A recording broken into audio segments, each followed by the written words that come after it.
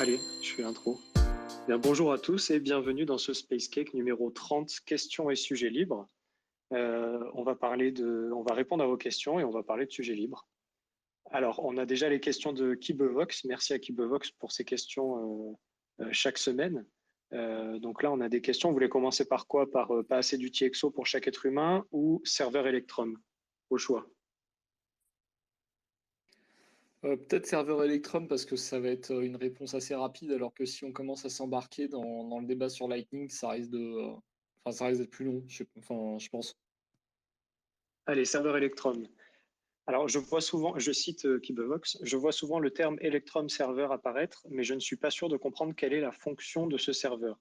Pour connecter le wallet Bitcoin Sparrow à un nœud Umbrel, Sparrow demande de se connecter à un Private Electrum Server, entre guillemets.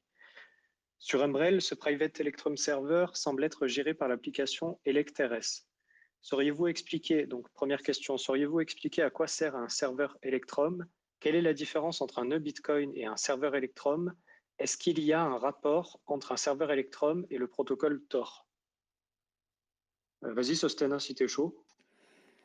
Ouais, ça va aller assez vite. Enfin, oui, parce que, alors déjà, sur Umbrel, effectivement, Electress, c'est un serveur Electrum privé. Donc, il y en a de mémoire, les implémentations aujourd'hui qu'on peut utiliser à part Electress. Il y a aussi Electrum X, mais je pense qu'il y a peu de gens qui en font tourner un. Je crois que c'est assez gourmand en ressources. Enfin, j'en ai jamais fait tourner un perso. C'est Il y a impossible à faire tourner cette merde. Ah, bon, bah, je vois que Pantamis a déjà essayé. Moi, j'ai même pas essayé, hein, mais c'est vrai que ça a la réputation d'être gourmand et pas évident à faire tourner. Ça,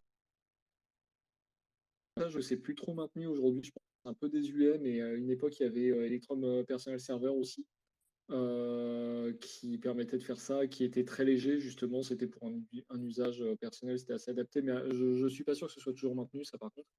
Et l'alternative à Electress aujourd'hui, c'est Fulcrum, qui est très bien. Voilà, ça c'est le premier point. Après, sauriez-vous expliquer à quoi sert un serveur Electrum? Je ne saurais pas expliquer le détail des opérations que ça fait. En revanche, c'est le serveur que le client Electrum va interroger, c'est-à-dire que le client Electrum, le wallet Electrum ou Sparrow, il ne peut pas directement faire des requêtes à Bitcoin Core, ça ne marche pas comme ça. Et il a besoin de cette espèce de couche intermédiaire auquel il va faire ses requêtes. Donc il y a un protocole, Electrum, il y a un protocole. Alors j'ai jamais mis le nez dedans, mais c'est un protocole, voilà. Donc tous ces serveurs dont on a parlé, tous ces logiciels dont on a parlé avant, ils implémentent ce protocole Electrum et ils peuvent servir de back-end de serveur à Sparrow ou à Electrum. Après, sur le détail des opérations, je pense que ça fait surtout beaucoup d'indexation de transactions. C'est beaucoup plus efficient que d'interroger. En fait, je pense qu'on pourrait se passer, entre guillemets, se passer de serveur Electrum et faire des requêtes RPC à Bitcoin Core pour arriver à peu près au même résultat, mais à mon avis, ce serait beaucoup, beaucoup, beaucoup moins efficace. Et ça ne se calerait pas du tout si on veut avoir un serveur Electrum qui peut servir plein de gens, enfin qui n'est pas juste à usage personnel. À mon avis, c'est juste horrible, c'est juste pas possible. Même à usage perso, hein. Même à usage perso, je pense que c'est pas tenable, hein. Enfin, je veux dire, c'est juste que tu te mettrais à rescanner très souvent. Voilà. EPS, c'était un petit peu comme ça que ça marchait. En fait, EPS, de Ouais. mémoire, ça crée un wallet Watch Only dans Bitcoin Core et ça faisait en fait, ça utilisait les indexations de Bitcoin Core et ça faisait, je crois que c'était des appels RPC derrière que ça faisait à Bitcoin Core. C'est pour ça que c'était C'était pas du tout efficace et c'est un peu chiant à utiliser du coup, mais ouais, effectivement, fallait que tu pouvais pas importer un wallet, fallait que c'était un peu comme Bitcoin Core encore aujourd'hui, fallait que tu aies un wallet qui soit importé et puis il scanne la chaîne au fur et à mesure. Et en fait, c'est juste que tu lui donnes des adresses à scanner et lui, il fait un rôle intermédiaire. C'est plus EPS, c'est plus, Electron Personal Server, c'est beaucoup plus une couche tampon pour pouvoir utiliser Electrum avec son node C'est juste une couche de compatibilité, tu vois. Mais genre au niveau des performances, ça apporte zéro, quoi. Genre c'est comme un nœud Bitcoin normal, quoi. Ah oui, non, mais C'est c'est pour ça que PS, mais à mon avis, c'est pour ça que c'est une approche qui a été plus ou moins abandonnée. Il y en a un que j'ai pas mentionné en fait, mais c'est un peu comme en fait c'est le fork de Blockstream d'Electress, c'est Explora. Et Explora, si je dis pas de bêtises, c'est l'indexeur de blocs qui est derrière l'explorer de blocs de Blockstream. Blockstream.info, je crois que c'est un Explora derrière qui fait l'indexation de blocs à proprement parler. ouais, Donc c'est ça en fait. je mélange peut-être tout, mais il me Non, semble non, que c'est exactement c'est ça. un C'est fork, hein, exactement c'est ça. bien un fork C'est d'Electress, je dis le pas de bêtises. c'est un Explora. Explora est un fork d'Electress qui ajoute des index supplémentaires pour répondre aux requêtes beaucoup plus vite. Et ne même pas faire en fait, appel au nœud Bitcoin en fait pour faire les requêtes d'ailleurs. Euh, et du coup, Explora, c'est juste pour un Electrum serveur, mais boosté au stéroïde, quoi. Il y a plein d'index partout, donc du coup, ça répond très très vite. Ça répond très très vite aux demandes, quoi. Ouais, après l'inconvénient, enfin je pense de tous ces, sauf de EPS parce que bon EPS c'est une approche un petit peu particulière, mais c'est comme tu dis, ça fait des index et ça peut être très très gourmand. Bah, par exemple, Explora, c'est vraiment. Electress encore, on peut le faire tourner dans un usage perso sur des machines pas trop grosses. Ou voilà, Explora, je crois que j'ai jamais fait tourner un Explora, j'ai fait tourner un Electress, mais jamais un Explora. Je crois que c'est très gourmand, que ça prend énormément de place, d'espace 10 en indexation et Ouais, que. je crois qu'il disait que globalement, fallait doubler la taille. En gros, c'est genre, t'as une deuxième blockchain, quoi. Ouais, alors C'est d'accord. L'ordre de grandeur me surprend pas. Enfin, c'est beaucoup. Je voyais c'est ça un peu beaucoup, plus ouais. petit quand même, Non, non, ouais, c'est ok. vraiment de cet ordre-là. C'est au moins ça. C'est genre pour une blockchain de 500 gigas, il y a 600 gigas de données en plus, quoi. C'est Ah ouais, c'est tant que ça. Ouais, Ok. parce qu'en Ouais, fait, alors c'est beaucoup plus qu'Electress alors. ouais, en fait, comme je t'ai dit, le but, c'est que quand tu fais une requête sur Explora, la requête ne passe pas par ton nœud Bitcoin, parce que le nœud Bitcoin est trop lent à répondre, en fait. Donc, si tu veux scale pour faire un serveur genre celui qu'il y a sur mempool.space aussi, parce que sur mempool.space, il y a un Explora qui tourne derrière aussi. Et bah du coup, en fait, ça passe pas du tout par le nœud, et du coup, c'est beaucoup plus rapide. Comme c'est du Rust et que les index qui sont gérés pour justement répondre aux requêtes rapidement, bah du coup, forcément, c'est plus performant, quoi. Ouais, et Fulcrum, c'est le dernier que j'ai évoqué, mais on n'en a pas trop parlé encore. J'ai l'impression, enfin, si j'ai bien compris, il est plus performant. Je crois que c'est le plus performant de tous pour l'instant, mais c'est toi qui as plus. Je me souviens, tu avais regardé plus à une époque. Moi, j'avais pas Ouais, trop j'ai tout suivi. comparé, moi. Moi, j'ai tout comparé. Fulcrum, en fait, c'est un très très bon compromis. C'est exactement la même chose qu'Electrum X, en fait. C'est les mêmes index qu'Electrum X. C'est vraiment pareil. C'est juste que c'est codé en C. Et bon, après, le développeur, c'est un mec qui était plutôt dans Bitcoin Cash. Donc, il a aussi ajouté des trucs pour Bitcoin Cash. Mais du coup, il a une version compatible Bitcoin, quoi. Et du coup, c'est très performant parce que bah, c'est les mêmes index qu'Electromix et les index d'Electromix notamment utilisent le Transaction Index, le TX Index, là où Electrs n'utilise pas le TX Index. Mais je pense que ça peut être intéressant quand même de détailler un peu ces histoires d'index parce que finalement, c'est le gros du boulot. Ouais, Loïc, vas-y, c'était un truc à dire. Ouais, est-ce que c'est prudent d'utiliser Fulcrum alors que justement c'est maintenu par un développeur Bcash qui peut-être demain ne le tiendra pas à jour ou fera pas ce que l'on veut exactement? Est-ce que c'est prudent d'utiliser ça? Bah après, je veux te dire, vu comment bouge Electrum, le serveur déjà de base, je pense qu'on peut raisonnablement se dire qu'il n'y a pas vraiment besoin de beaucoup de mises à jour. Après, bah, le truc est open source, hein, donc tu peux prendre le code, le regarder et voir ce qui se passe, quoi. Mais depuis qu'il a été trouvé, entre guillemets, par Craig Rowe, bah, Craig Rowe le recommande sur Sparrow.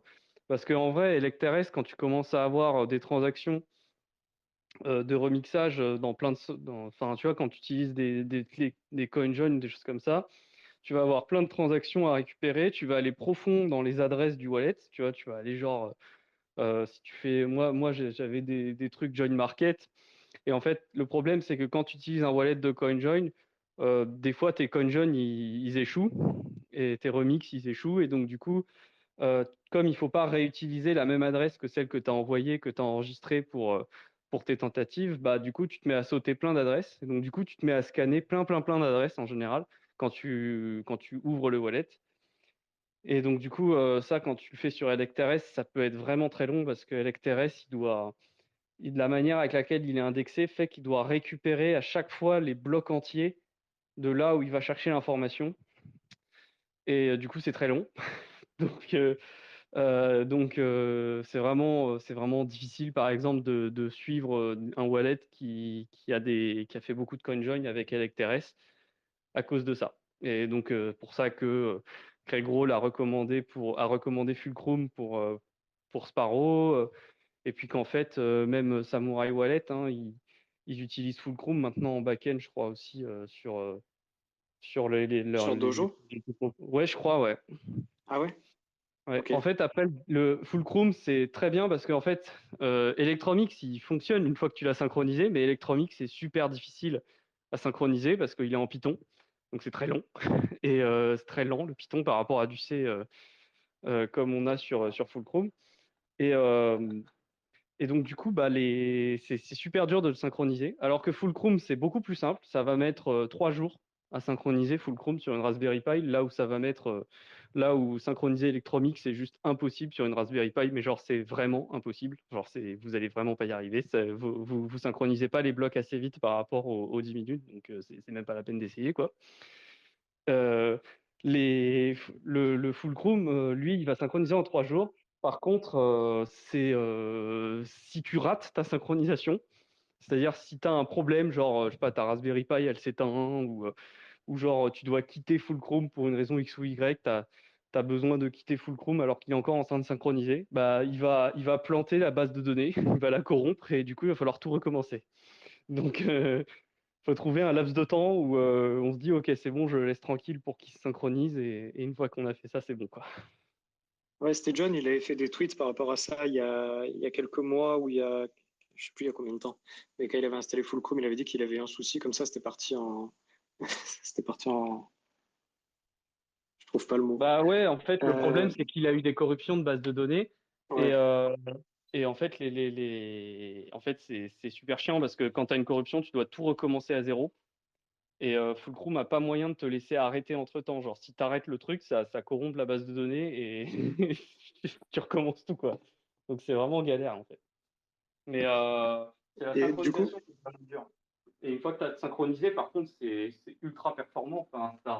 En tout cas, pour un usage individuel, tu es, à peu près sûr que ça va répondre à tes besoins. Quoi. Je ne vois pas d'usage, je veux dire, je vois pas d'usage où ça répondrait pas à tes besoins. C'est pas possible. donc de ce que j'entends, tu conseillerais peut-être Fulcrum aux gens. Qu'est-ce que tu Bah, conseillerais entre Electrs et Fulcrum, en fait, s'il y a le choix? ça dépend. En fait, Electrs, ça reste quand même super fiable. C'est quand même trop. Puis Electrs, la base de données, elle va prendre genre 30 gigas. La base de données Fulcrum, elle va prendre plutôt de l'ordre de 100-120 gigas. Euh, Plutôt de l'ordre de 100 gigas. Et bon, Electrs, on avait dit que c'était 600 gigas, donc c'est mort. Mais globalement, si on a des petits wallets, c'est-à-dire des wallets où on n'a pas beaucoup d'adresses à regarder quand on l'allume, donc des wallets où on ne fait pas beaucoup de transactions, bah, Electrs, ça va suffire. Par contre, si on a des wallets où on fait pas mal de transactions, genre des wallets à CoinJoin, bah, un Fulcrum, ça va quand même être agréable, quoi. Ça va quand même être, ça va vraiment améliorer l'expérience. Et même si les 3 jours de synchronisation sont horribles, parce que il y a plein de choses qui vont mal se passer potentiellement, euh, bah c'est quand même beaucoup mieux, quoi. Genre, c'est vraiment mieux. Puis bon, je pense qu'entre-temps aussi, comme personne regardait ça du côté de Bitcoin, personne regardait Fulcrum pendant une longue période, et c'est que récemment qu'on a commencé à regarder. Bah, il y a des bugs qui ont été remontés aux développeurs et il a amélioré la connexion avec Bitcoin Core et donc normalement c'est un poil plus fiable aujourd'hui. Mais bon, je n'ai pas retesté, je m'amuse pas à synchroniser des index comme ça, donc Donc je peux pas la tester. Mais voilà, enfin, je veux dire par là que dès lors qu'on a un wallet qui commence à avoir pas mal de transactions, genre une centaine de transactions, bah Fulcrum, ce sera pas du luxe quand même. Genre voilà. Donc, et Electromix, c'est même pas la peine d'essayer. Electromix, c'est impossible. Même avec un très bon ordinateur, je suis pas sûr que tu arrives à le synchroniser bien. Donc, faut pas faire du Electromix. Et, Explora, c'est si vous avez envie de vous marrer. Mais franchement, Explora, c'est vraiment que si vous avez envie de faire un serveur public, vous avez envie de faire comme Chainalysis, faire des serveurs Electrum publics pour les proposer aux gens. Mais sinon c'est pas la peine, quoi. Puis Explora après, ou Electromix, c'est si vous voulez monter votre propre honeypot. Donc, voilà. Ouais, Electromix, je suis même pas. Franchement, même pour ça, Electromix, je trouve ça pas terrible, tu vois. Genre, les, le Explora, à la limite, il y a vraiment un use case en mode je veux vraiment scale de ouf, quoi. Alors que Electromix, ça fait quand même appel au nœud Bitcoin derrière. C'est quand même codé en Python, donc le machin est quand même pas. C'est quand même pas la dinguerie non plus, mais quoi. Ouais. c'est marrant parce que jusqu'à il n'y a pas si longtemps que ça, jusqu'à il y a, je sais pas, 2 3 ans, l'essentiel des nœuds quand tu t'ouvrais un Electrum et que tu te connectais à tous les serveurs publics Electrum que tu voyais, on est d'accord, c'était quasiment tous des Electromix jusqu'à il n'y a pas si longtemps que ça. Je sais pas, parce que en fait, tu sais, chez Electromix au départ, c'est un fork d'Electrum, le serveur, et en fait, ça a été codé par un mec qui a fini par être Bitcoin Satoshi Vision, tu vois. Ah Euh, oui, c'est vrai. En fait, l'origine, c'est Electrum, puis après, le fork, c'est Electrum X, et ensuite, le mec a viré complètement. Oui, c'est ça, il s'était barré BSV, je sais pas quoi. Et ouais, c'est en là fait, qu'on a commencé à avoir des alternatives comme Electress ou. bah exactement. En fait, après, du coup, bah, les mecs enfin, comment je sais plus que c'est Thomas qui s'appelle le gars, enfin, le créateur d'Electrum, du coup, il a forqué Electromix pour garder Bitcoin dessus et les autres coins.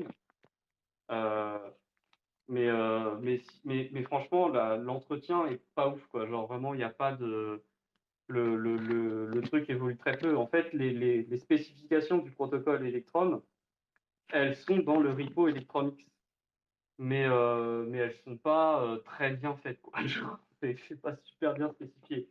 Donc, et puis en plus, depuis 2020, il y a des PR qui attendent pour une update du protocole Electrum, notamment à l'heure de Lightning, tu vois, genre rajouter des features dans le protocole qui permettent de mieux gérer Lightning.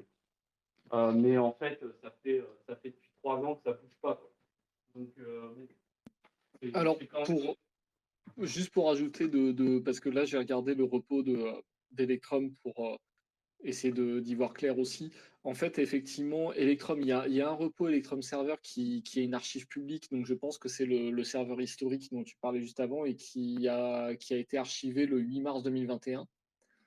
Il y a Electromix, effectivement, dans le repo officiel du développeur d'Electrum, qui est donc le fork de l'autre Electromix, de l'autre mec, je sais plus le. Ah oui, QP-Chan, voilà, c'est ça, QP-Chan. Fork Ouais, of c'est ça, QP-Chan c'est Electromix. Cupidon. C'est lui qui l'avait fait, puis qui est parti en mode BSD. Ouais, Mais en fait, je regarde un petit peu s'il y a des commits encore sur celui de QP-Chan. non, non, il n'y a plus rien, mais. Non, non, faut regarder le fork de. Comment il s'appelle déjà? C'est pas Summer Night, c'est l'autre, c'est Space Milo. ECVSA. Ouais, Space le Milo. Specino. Ouais. Là, il y a un peu plus de trucs, mais en vrai, ça bouge très très peu et ils regardent très très peu enfin, ils surveillent très peu leur repo quand même. C'est quand même pas dingue, quoi, en fait.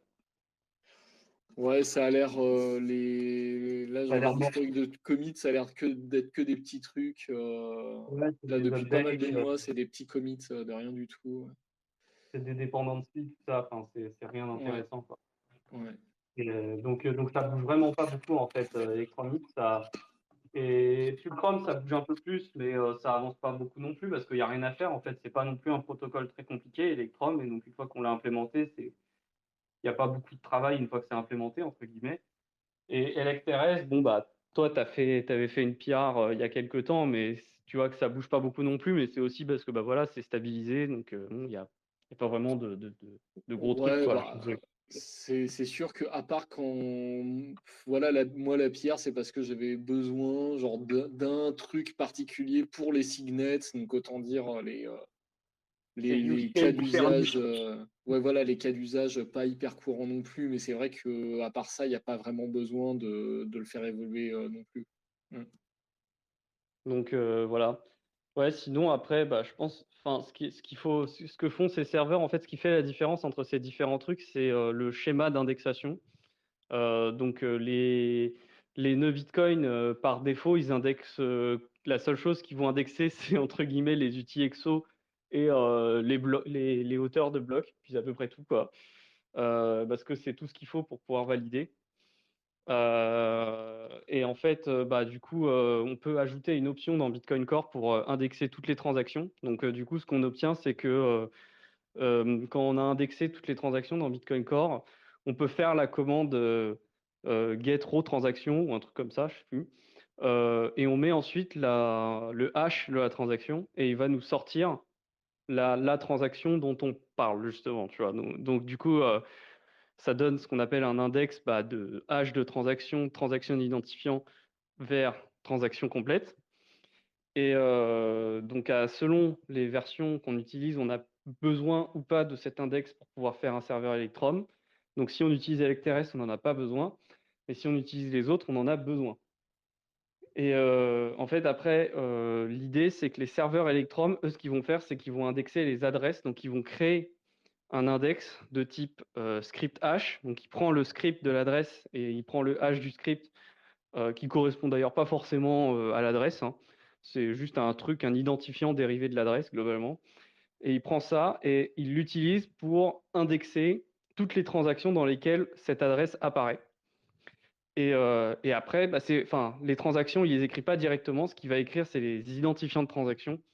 Et par exemple, Electromix, après, il va prendre les identifiants de transactions et il va demander à Bitcoin de sortir les transactions associées. Donc c'est comme ça que il va pouvoir retrouver tout l'historique de transactions d'une adresse, le serveur Electrum, c'est qu'il saura quels sont les identifiants de transactions concernés, puisqu'il l'aura indexé, et après, il l'aura conservé en dur dans une base de données.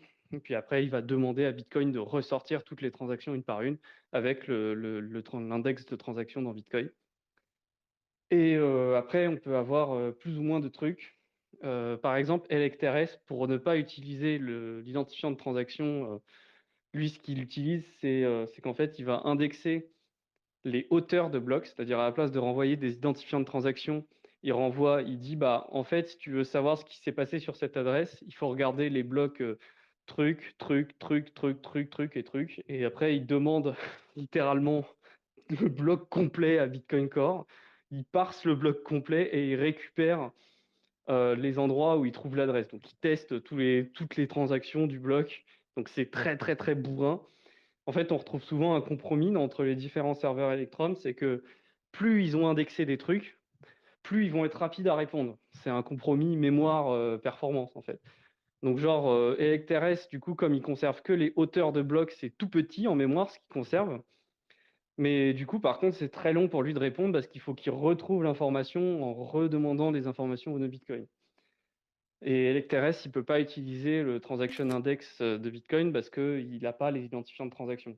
Là où Electromix, Fulcrum et consorts peuvent faire plus. Et Explora, ça va carrément plus loin. En fait, Explora va carrément réindexer les blocs à sa façon.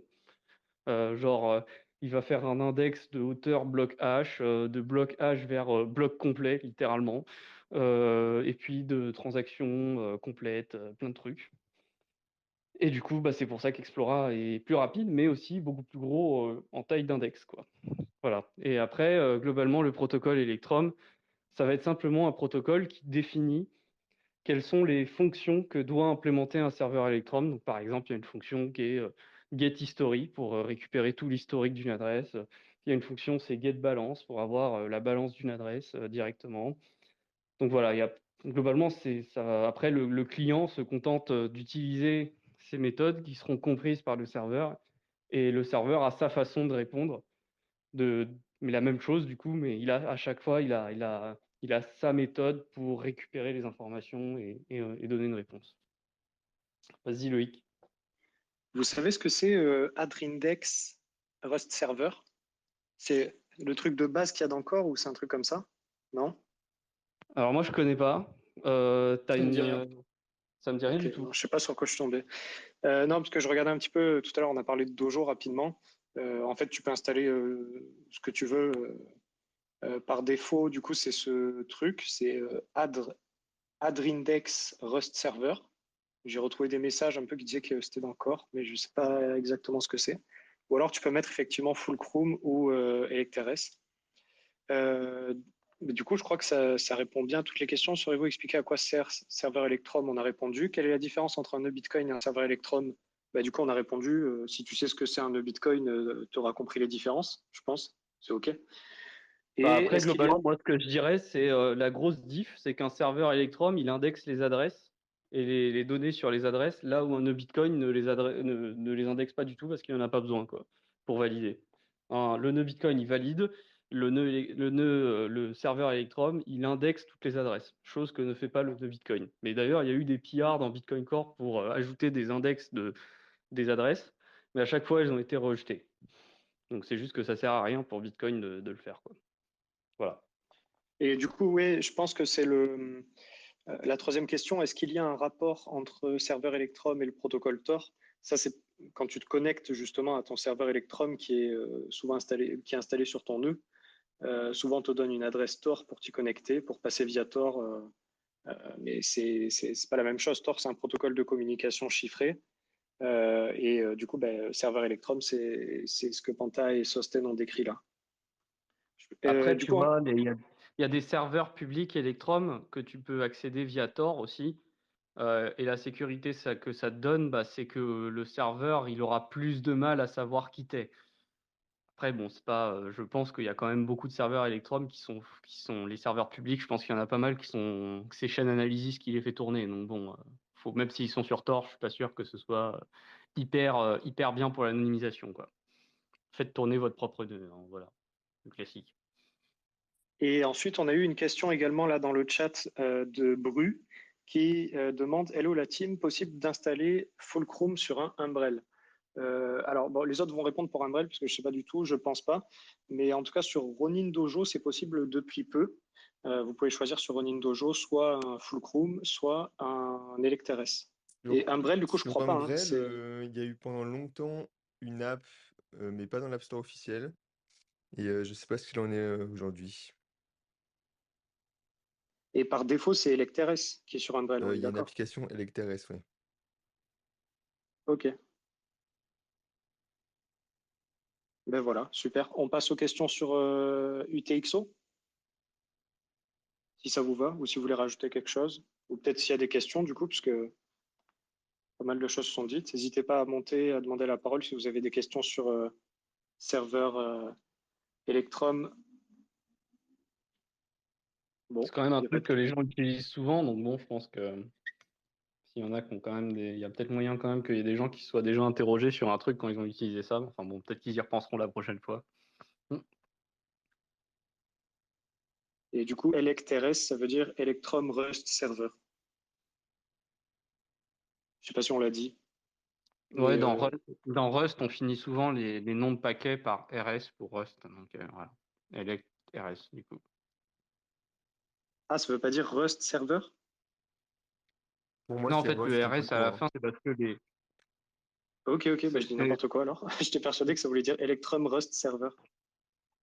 en fait, ça peut aller avec si tu veux, mais l'idée, c'est juste que bah, Ouais, dans Rust, tous les fichiers, tout le code source, tous les fichiers du code source, ils finissent en extension .rs. ouais, Donc, j'ai pas capté. Ok, j'aurais appris voilà. quelque chose, merci. De On rien. passe aux questions suivantes, du coup, s'il n'y a pas de questions. Alors, question, pas assez d'UTXO pour chaque être humain. Bitcoin peut faire au maximum 8 transactions par seconde, donc 4 millions de transactions par année. À ce rythme, il faudrait 2000 ans pour que chaque être humain puisse faire une transaction on-chain, par exemple pour ouvrir un canal Lightning. De ce point de vue, il semble y avoir un souci en termes de scalabilité pour les Layer 2.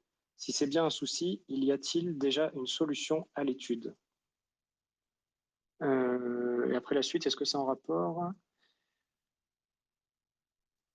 Est-ce qu'on pourrait imaginer ce genre de solution, avoir un provider, par exemple l'entreprise A5, qui possède un immense nœud Lightning?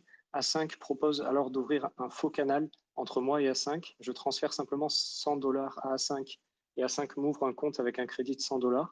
Si je veux transférer $20 à Alice via Lightning, A5 ponctionne cette somme de mon crédit et utilise sa propre liquidité pour transférer $20 de BTC à Alice. Si Alice veut me transférer $20, Alice fait un transfert à A5 via Lightning et A5 vend les bitcoins pour les convertir en dollars et crédite ensuite sur mon compte.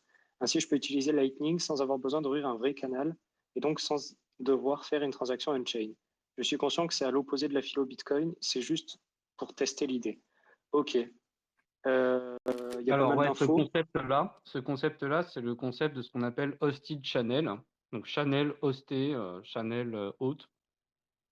Et en gros, l'idée du hosted channel, donc c'est effectivement, évidemment, c'est full custodien. Donc on n'a pas les fonds, puisque c'est dans le modèle qui est décrit par Kibivox, c'est A5 qui possède les fonds.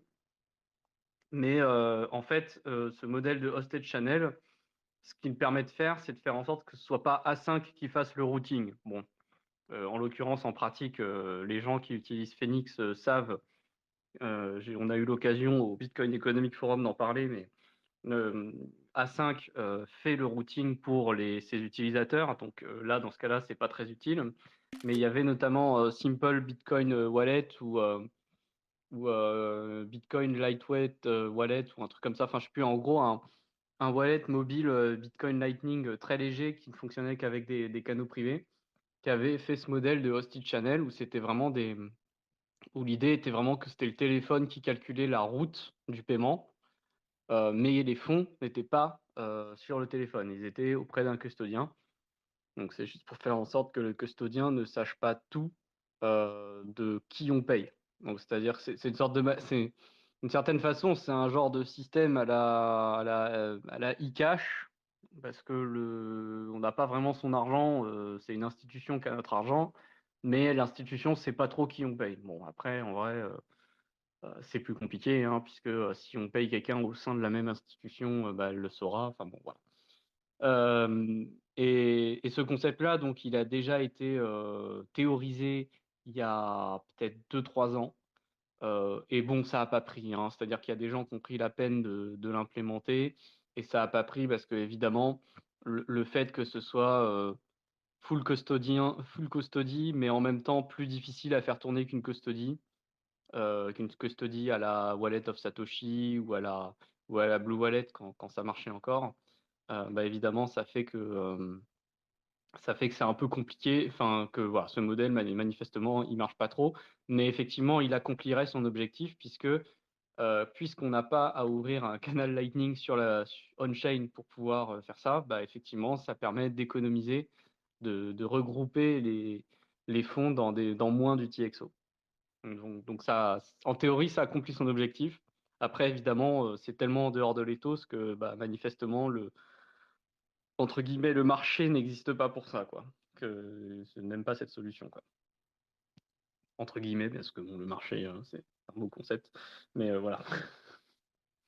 Et puis bah, pour le reste, en fait, des solutions plus envisageables, c'est des solutions qui utiliseraient soit L2, soit le protocole dont on a parlé avant de commencer ce space qui s'appelle Arc, mais qui, bon, enfin, ils ont encore rien proposé, donc on va pas s'avancer sur est-ce que c'est un vrai protocole et est-ce que ça fonctionne.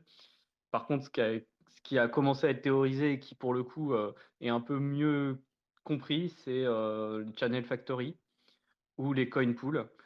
Et donc là, l'idée, c'est en fait, fondamentalement, puisqu'il n'y aura pas assez d'UTXO pour tout le monde, l'idée va être de partager les UTXO dans des multisigs N of N, donc des multisigs où il faut l'accord de tout le monde pour qu'une transaction puisse se faire on-chain.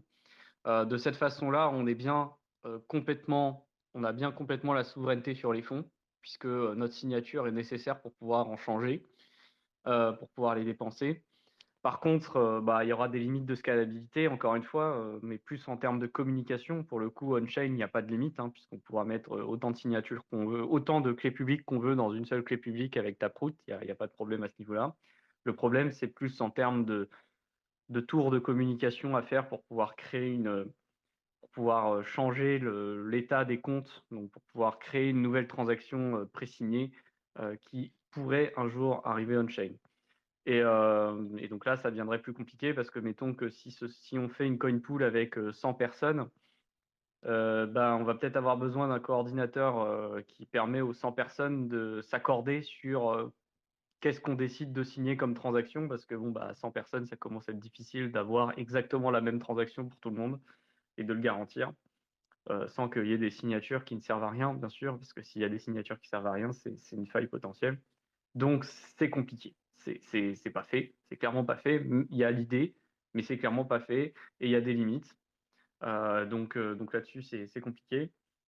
Là où il y a de l'espoir encore que je trouve intéressant, c'est qu'en fait, les coin pools et les channel factory, ça utilise principalement L2. Donc L2, c'est la soft fork AnyPrevout. Donc on en a pas mal parlé dans le space sur L2 déjà du fait que L2, ça permettrait de créer ce genre de structure de manière viable. Mais notamment du fait de la symétrie des pénalisations. Mais en fait, il y a là avec des choses comme Arc ou des choses comme ça, ce qu'on se rend compte, c'est qu'en fait, si on permet à Bitcoin d'avoir plus d'opcodes pour faire des covenants, donc les covenants, c'est des opcodes, c'est des conditions qui vont être écrites, qui vont être imposées lors de la dépense des bitcoins sur comment ces bitcoins-là pourront être dépensés par la suite. Donc, mettons que j'ai mes bitcoins qui sont dans la transaction 0, qui sont dans les outils XO de la transaction 0.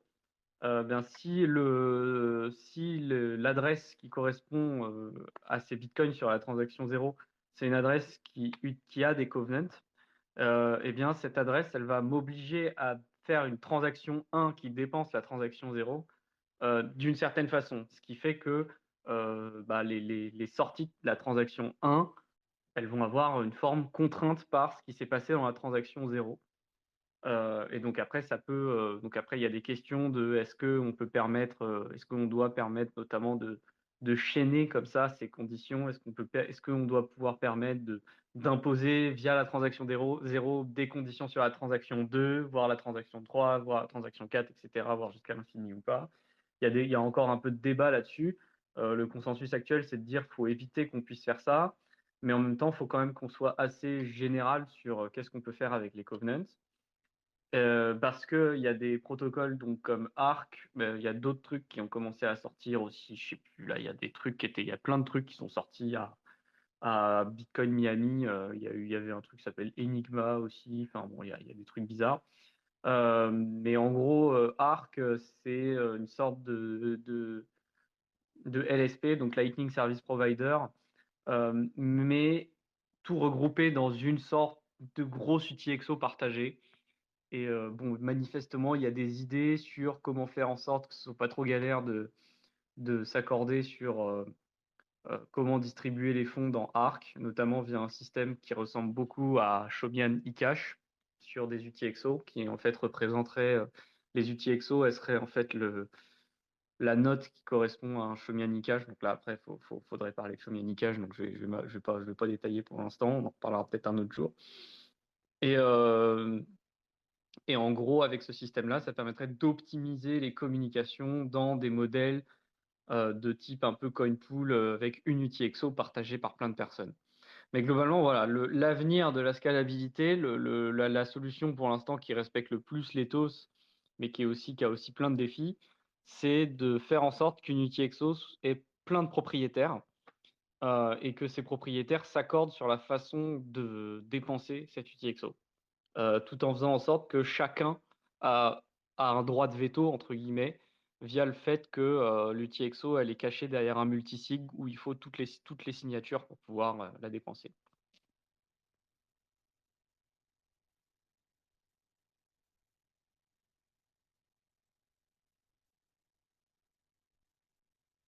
Tu veux ajouter quelque chose, Sosten? Bon, non, J'ai pas grand-chose de plus à ajouter, hein. Euh, de toute façon, il n'y a pas de solution miracle, hein. C'est soit voilà ce que décrit Pantanis. Pour l'instant, c'est le principe existe, mais ça marche pas. Enfin, je veux dire, ça n'existe pas. Donc, soit on arrive à faire des choses comme ça, soit effectivement, on va se retrouver avec ce qu'évoquait Kivebox, c'est ça? Ce qu'évoquait Kivebox dans sa réponse, avec des solutions qui sont centralisées ou pas raccord avec l'éthos de Bitcoin. Et c'est vrai que on a encore un petit peu de temps, je pense, avant que ça pose problème, mais c'est sûr que ce sera un problème un jour. Après, peut-être que de vraies solutions arriveront aussi au moment où il y a le problème et où il y a vraiment un besoin. C'est possible aussi. Parce que là, pour le moment, finalement, il n'y a pas, mis à part certaines périodes très chargées à cause de hype bizarre, il n'y a pas vraiment de. On peut faire des transactions on-chain encore pour le moment. Et après, il y aura également des soucis au niveau des limitations de Bitcoin en lui-même. Ça, on avait fait un space, je ne me rappelle plus lequel c'était exactement. On avait fait un space uniquement là-dessus. Il y avait aussi Kevin de Wizard Sardine qui était venu parler avec nous. Donc c'était sympa, allez l'écouter si vous voulez écouter un peu ça, savoir pourquoi il y a des limitations physiques sur Bitcoin, sur les nœuds. Et c'est vrai que c'est raccord avec ce sujet, avec cette question également. Est-ce qu'il y a d'autres questions? Vous voulez parler d'autre chose? Si vous avez des questions chez les auditeurs, n'hésitez pas à monter. Alors, je crois qu'il y a des questions en commentaire, hein, parce que je vois le nombre de commentaires qui augmente. Je vais voir, je vais voir.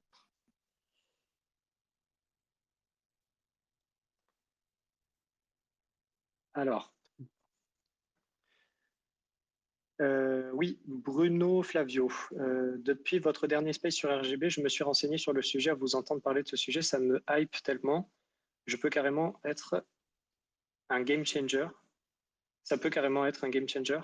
J'ai parcouru un peu le web pour voir si des applications se construisaient sur RGB, mais j'ai l'impression ces derniers temps, une nouvelle hype arrive sur les SRC20, l'activité augmente sur le protocole, plein de sites comme Bitcoin Stamp émergent, la possibilité de mint des tokens SRC20, Kevin, Stamp Nexus, également la possibilité de mint des NFT. Il paraît que l'avantage de mint des SRC20, c'est qu'ils sont insupprimables et éternels sur la chaîne Bitcoin. Quelle est votre vision sur le sujet? L'avez-vous utilisé récemment à ce jour? Il y a-t-il d'autres manières de décentraliser, de rendre immuables des NFT? Qui c'est qui a commencé à parler, qui avait l'air chaud?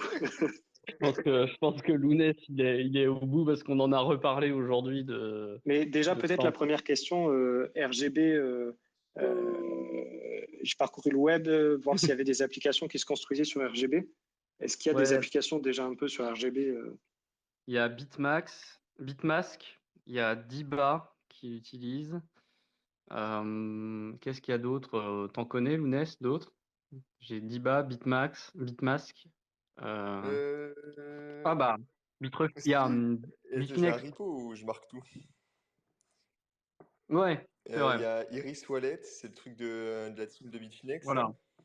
Il y a. Bon, il y a quelques trucs, il n'y en a pas énormément, mais il y a des gens qui commencent à arriver à vouloir build un peu dessus, quoi. Mais c'est sûr que la courbe d'apprentissage sur RGB, elle est pas exponentielle, quoi. Elle est raide. C'est raide. Bah, au-delà de la courbe d'apprentissage, peut-être que pour l'instant, il n'y a pas énormément de gens qui développent dessus parce que ça bouge encore beaucoup, mine de rien.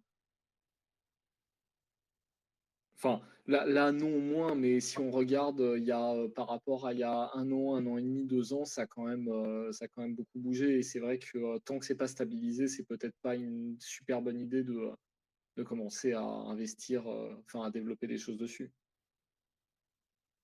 Alors, je serais d'accord. Je serais d'accord s'il n'y avait pas les BRC20, les SRC20 et toutes ces conneries, en fait. Non, mais on parle de vraies applications là.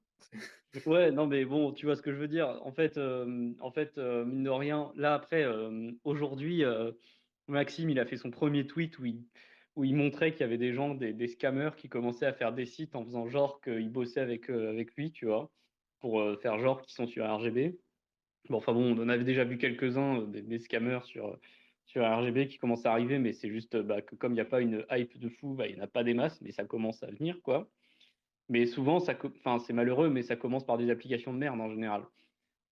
Et c'est comme ça que les gens sont pris dans le truc, et puis qu'après, il y a des gens qui font des trucs un peu plus sérieux. Mais Mais après, actuellement, ouais, vas-y. le truc, c'est que non, mais le truc, c'est que je pense que c'est. Enfin, en fait, on l'a déjà dit, mais je vais peut-être le dire plus directement, c'est que si on veut faire des applications de merde, aujourd'hui, il y a quand même plein de choix qui sont beaucoup plus simples que, que RGB. Et enfin, c'est peut-être.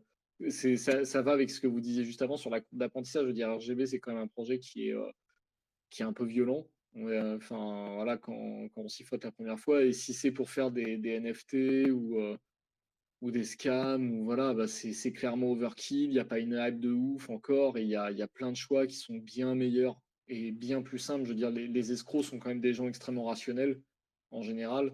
Et ils vont pas chercher la difficulté inutilement. Ils vont toujours au plus simple, au plus rentable. Et je pense que RGB, c'est pas encore ça de ce point de vue-là. Non, c'est clair, ça, c'est sûr, t'as raison. Mais bon, c'est juste que ça montre que, ouais, je pense qu'aussi, il y a un moment où les outils, quand il commence à y avoir des outils suffisamment simples à utiliser, peu importe la difficulté, enfin, les scammers sont capables de build, entre guillemets, dessus, quoi. Mais bon, bref, de toute façon, Ouais, ça va arriver d'un coup, je pense. Il y aura un moment, il y aura un déclic, et c'est comme tout. Il y a un moment, ça va arriver, et puis ça va se mettre à but dessus énormément, et puis voilà, on verra ce qui se passe. Mais pour l'instant, c'est clair que c'est pas la folie, quoi. C'est pas. non, mais c'est, euh, alors la conclusion de cette conversation, c'est pourquoi on n'est pas, nous, en train déjà de faire les premiers scams, en fait, sur RGB, quoi, histoire de prendre un peu Exactement. d'avance. En fait, c'est Voilà. ça, c'est pourquoi on le fait pas nous-mêmes. Faut qu'on le fasse nous-mêmes, exactement. Qu'on fasse des scams. Puis après, on va se cacher avec l'argent des gens qu'on a scamés, et puis ou alors on le rend, je sais pas. Est-ce qu'on Enfin, vous a voilà. parlé du LNM token? Voilà, le fameux token LNM. Est-ce qu'on met du yield dessus ou Mais en plus, il existe vraiment, non? non? Enfin, Il n'y avait pas un non. truc qui avait été fait par. J'ai vu passer. Ah non, c'était sur l'autre bêtise, là, l'autre protocole, comment ça s'appelle? Euh, Taro. t'as zéro? Ah oui, Ouais, peut-être. Ça me dit rien, c'est pas moi qui l'ai fait en tout cas. il me semble que Moi, j'ai j'ai vu pas passer un fait. truc. Bon, ben voilà, je crois que ça répond à la première question sur RGB. Et la deuxième Ouais. partie de la question, du coup, c'était sur les SRC20. Bon, on en a déjà beaucoup parlé. On avait fait un space spécialement sur Stamp, où on avait parlé du Trixo également. Il est très intéressant ce space que vous pouvez C'était retrouver un en space replay. Donc question d'ailleurs. C'était un voilà, parce space que question. voilà, oui, c'est ça. C'était questions et sujets libres. Mars ou C'était avril, je sais plus. ouais. Bon, on vous le mettra peut-être. Euh, Et du coup, ouais, en fait, SRC20, c'est juste, ils ont vu la hype sur BRC20 qui est basée sur Ordinals. Ils se sont dit, tiens, nous, on est les concurrents d'Ordinals, donc faut qu'on ait le nôtre aussi. Donc, vas-y, on fait notre truc sur Stamps. Ouais. Mais Stamps, c'est très crade, hein, c'est pas joli. Hein. Ils Ah, utilisent c'est des pas barres joli, joli. multisig. Ouais, ouais. Puis, c'est pas Pas joli, optimisé du joli. tout, ça coûte hyper cher en frais. Alors, bon, il y a peut-être qu'il y a des, peut-être qu'il y a des sous à se faire, ça, j'en sais rien, je peux pas vous le dire. Mais en tout cas, moi, personnellement, si vous me demandez mon avis, je pense que dans 2 mois, on n'en parle plus de ça. Et voilà. Alors Et moi, après, je sais pas si on pourrait dire que dans 2 mois, on n'en parle plus. En tout cas, j'ai pas une très bonne opinion de ce truc-là, moi. ouais, C'est technique, quoi. C'est c'est ça le truc, quoi. Alors, d'ailleurs, tu vois, pourquoi je te dis qu'on en reparlait aujourd'hui? Parce que, en fait, Sosten, là, il a trouvé une transaction de Stamps où, en fait, dans Stamps, tu sais, c'est du counterparty, donc c'est du bear multisig 1 pour 3. Et en fait, il n'y a que la dernière clé publique qui est une vraie clé publique. Les autres clés publiques, ce sont là où on a mis la data. Et bah, ouais, le truc, c'est que la dernière clé publique, du coup, c'est une vraie clé publique qui peut être dépensée pour dépenser l'UTXO par celui qui a mint le stamps, tu vois. oui, Et, euh, et donc, du coup, bah c'est pas imprunable, du coup, puisque celui qui a minté le stamp, il peut dépenser l'UTXO. À partir du moment où l'UTXO est dépensée, elle est prunable. Donc, oh là là, on nous aurait menti. Et donc, en réaction à cela, ils ont eu une super idée. Eh ben, ils remplacent la clé publique, la dernière clé publique, ils la remplacent par une clé publique qui ne peut pas être dépensée. Enfin, une clé publique dont personne n'a la clé privée. En utilisant Voilà, comme ça, c'est notre... réglé. Voilà, exactement. Je veux dire, on a de la place pour mettre une clé publique, évidemment que on va même pas s'en servir pour encoder des données histoire d'être un peu plus efficient. Non, non, on va carrément mettre une clé publique inutile, tu vois, histoire de prendre encore plus de place, mais que ce soit vraiment pas dépensable de manière prouvable, tu vois. Alors, si tu en es là, pourquoi utiliser un bar multisig? Pourquoi ne pas utiliser directement du P2PK? Comme ça, on fait le truc bien sale jusqu'à la fin et on n'en parle Bah plus. ouais, tant qu'à faire. Allez, payons Voilà. des... On peut toujours faire faut plus payer sale. une heure. Il Voilà. faut payer la sécurité. Alors, Donc voilà. attends, mais en fait, tu es en train de me dire que la transaction que je vous ai envoyée tout à l'heure, il y a genre 100 UTXO dedans qui sont en fait des UTXO non dépensables. Oui, Mais c'est immonde de faire ça. Enfin, je veux dire, ça bloque l'UTXO 7 de ouf en plus. oui. C'est du counterparty en fait. Et pourquoi Stamps, je le critique particulièrement, c'est qu'au niveau technique, il n'y a rien derrière. Mais genre, il n'y a rien. Et quand je dis qu'il n'y a rien, il n'y a vraiment rien. C'est le gars a pris counterparty et a juste pris la fonction de counterparty qui permet d'écrire plus de données dans les transactions. Il a juste permis que cette fonction elle inscrive encore plus de données et il fait juste commencer ces données par Stamps en texte pour préciser que c'est le protocole Stamps. Voilà. C'est ouh, techniquement. C'est horrible, mais ça devrait être interdit par la Convention de Genève. En fait, c'est des transactions, à chaque fois, ça crée 100 UTXO. En plus, c'est des paires multisigs, donc enfin, ça Bah, prend tu de la sais, place. récemment, Et il y c'est avait du eu des dust. problèmes. Ouais, c'est immonde. Il y avait eu des problèmes de blocs qui étaient propagés dans le réseau, mais qui étaient invalides. Et ils étaient invalides parce qu'ils dépassaient la limite du nombre de SIG operations dans un bloc. Tu sais, parce qu'il y a la taille du bloc, mais il y a aussi le nombre d'opérations de signature dans le bloc, qui est une limite de bloc, en fait. Et Ah, c'est ce qu'ils appellent ils ont réussi à taper cette limite? exactement. Mais Ils ont réussi. c'est des ouf, elle est vachement haute, cette limite, non? Elle est à 20 000 pour les anciennes signatures et à 80 000 pour Segwit, du coup. Et du coup, ouais, ils arrivaient à. Après, tu sais, c'est pas une par signature, je sais plus exactement comment c'est compté. C'est des trucs ancestraux du protocole qui ne servent plus à rien aujourd'hui, théoriquement, mais la preuve que non, parce qu'il y en a qui font des bears multisig, et les bears multisig, ça consomme énormément de SIGOPS, du coup. Et pour ceux qui se demandent pourquoi ils font des multisigs uniquement avec 3 clés, parce que les multisigs explicites, donc les multisigs où on écrit explicitement que c'est un multisig dans l'adresse, euh, sont limités à 3 sur les critères de standardisation des transactions.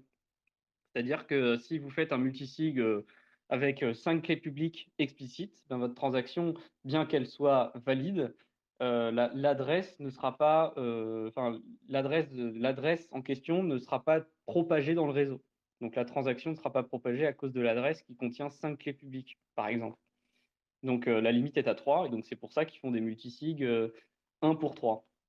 Et du coup, il y a 2 clés qui servent à rien. Euh, et la troisième, elle sert à éventuellement dépenser les bitcoins dans l'UTXO. Et en fait, les mecs de Stamps, comme ils se sont dit, ouais, mais en fait, il faut que ce soit vraiment immuable, bah, du coup, ils ont remplacé la dernière clé publique, non pas par une clé qui encode de l'information comme les deux autres, mais une clé qui est de manière prouvable, non dépensable. Et pourquoi? Parce que la clé en question, c'est 03, 03, 03, 03, 03, 03, 03 en hexa, quoi. C'est que des 03. Euh, donc tous les bits sont à 3 et tous les octets sont à 3. Et donc le 3, c'est l'indicateur de la parité de la, de la clé publique. La clé publique. Et voilà, c'est ça. Et du coup, le reste, c'est la coordonnée X et ça fait une clé publique valide avec que des 03. Et du coup, bah, sur le principe ce qu'on appelle le not under my slave, qui est, ou NUMS, eh bien, on sait, entre guillemets, qu'on ne peut pas trouver la clé privée de cette chose-là. Enfin, voilà, c'est une clé publique qui a été choisie non pas via sa clé privée, mais via ses coordonnées. Et en général, on ne peut pas trouver la clé privée qui est associée à un point de la courbe quelconque. Voilà. Et donc, c'est horrible parce qu'en fait, ils auraient pu utiliser cette dernière clé publique pour encoder de la donnée, histoire de se dire, bon, on rend ça complètement imprunable, mais au moins, on encode un peu plus de données. Mais non, parce que tu comprends, ça voudrait dire qu'il faudrait qu'ils comprennent le code de counterparty et qu'ils arrivent à faire en sorte que le code de counterparty, il tienne compte de la troisième clé pour l'inscription de données. Mais ce serait trop compliqué. Alors, du coup, on va juste mettre une clé publique hard-codée, complètement non dépensable, et voilà parce qu'on a la flemme. Voilà. Donc Ouais, parce techniquement, que à ce il n'y a stade, rien, ils auraient quoi. pu faire du P2PK. Je vois pas pourquoi ils n'ont pas fait du P2PK, ça leur aurait coûté moins cher. Écoute, même Counterparty, il faisait des op return, tu te rends compte? Et oui, mais quand je pense qu'on nous fait chier pour les op return ou les op return de bit 47 ou voilà, alors que c'est genre beaucoup moins sale que de faire ça. Au moins, ça bloque pas l'UTXO7. Il y a un truc que je racontais à Nicolas d'ailleurs, Nicolas Cantu, c'est que je disais qu'en fait, moi, je suis très pro op return, voire même, moi, je serais pro op return avec une discount.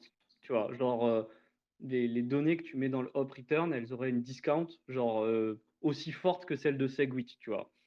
Et en fait, ce que je lui disais, c'est que je suis pour ça parce que au moins ça incite les gens à explicitement dire qu'ils sont en train d'inscrire de la donnée et qui n'est pas censé être validé par les nœuds. Et donc, d'une part, ça permet de faire en sorte que les nœuds ne se mettent pas à essayer de valider de la donnée qui n'a pas lieu d'être validée, comme c'est le cas pour Counterparty et donc Stamps. Et en même temps, on les incite avec la discount à utiliser ça de façon à ce que ce soit plus économique pour eux. Et en même temps, ça permet, nous, de pruner après les datas si on a envie de les pruner, quoi. Mais juste, y a pas de solution. De toute façon, les gens peuvent faire de la merde, comme ils le font actuellement avec Stamps. Mais du coup, faut juste leur donner les moyens de faire leur merde, mais de manière à ce que ce soit le moins impactant pour le réseau. Et j'ai pas trouvé de meilleure solution qu'un up return avec une bonne discount pour que ce soit vraiment intéressant de l'utiliser, quoi. Et Alors, est-ce que tu as écrit à la BitDev mailing list cette idée d'un discount sur les up return? alors non, j'ai pas écrit l'idée d'un discount sur up return, mais je pense que je vais me prendre, si je le fais, je vais me prendre un torrent de merde, donc je préfère pas, tu vois. Non, mais en Et fait, l'Udash, il va te bloquer direct, hein. C'est mais ça. tu pourrais le faire et tu tags, mais surtout, c'est important de bien taguer l'UDAJR si tu le fais. Ouais, ouais, je pense que c'est important parce qu'il faut qu'il puisse bien cracher son fiel, c'est important, voilà.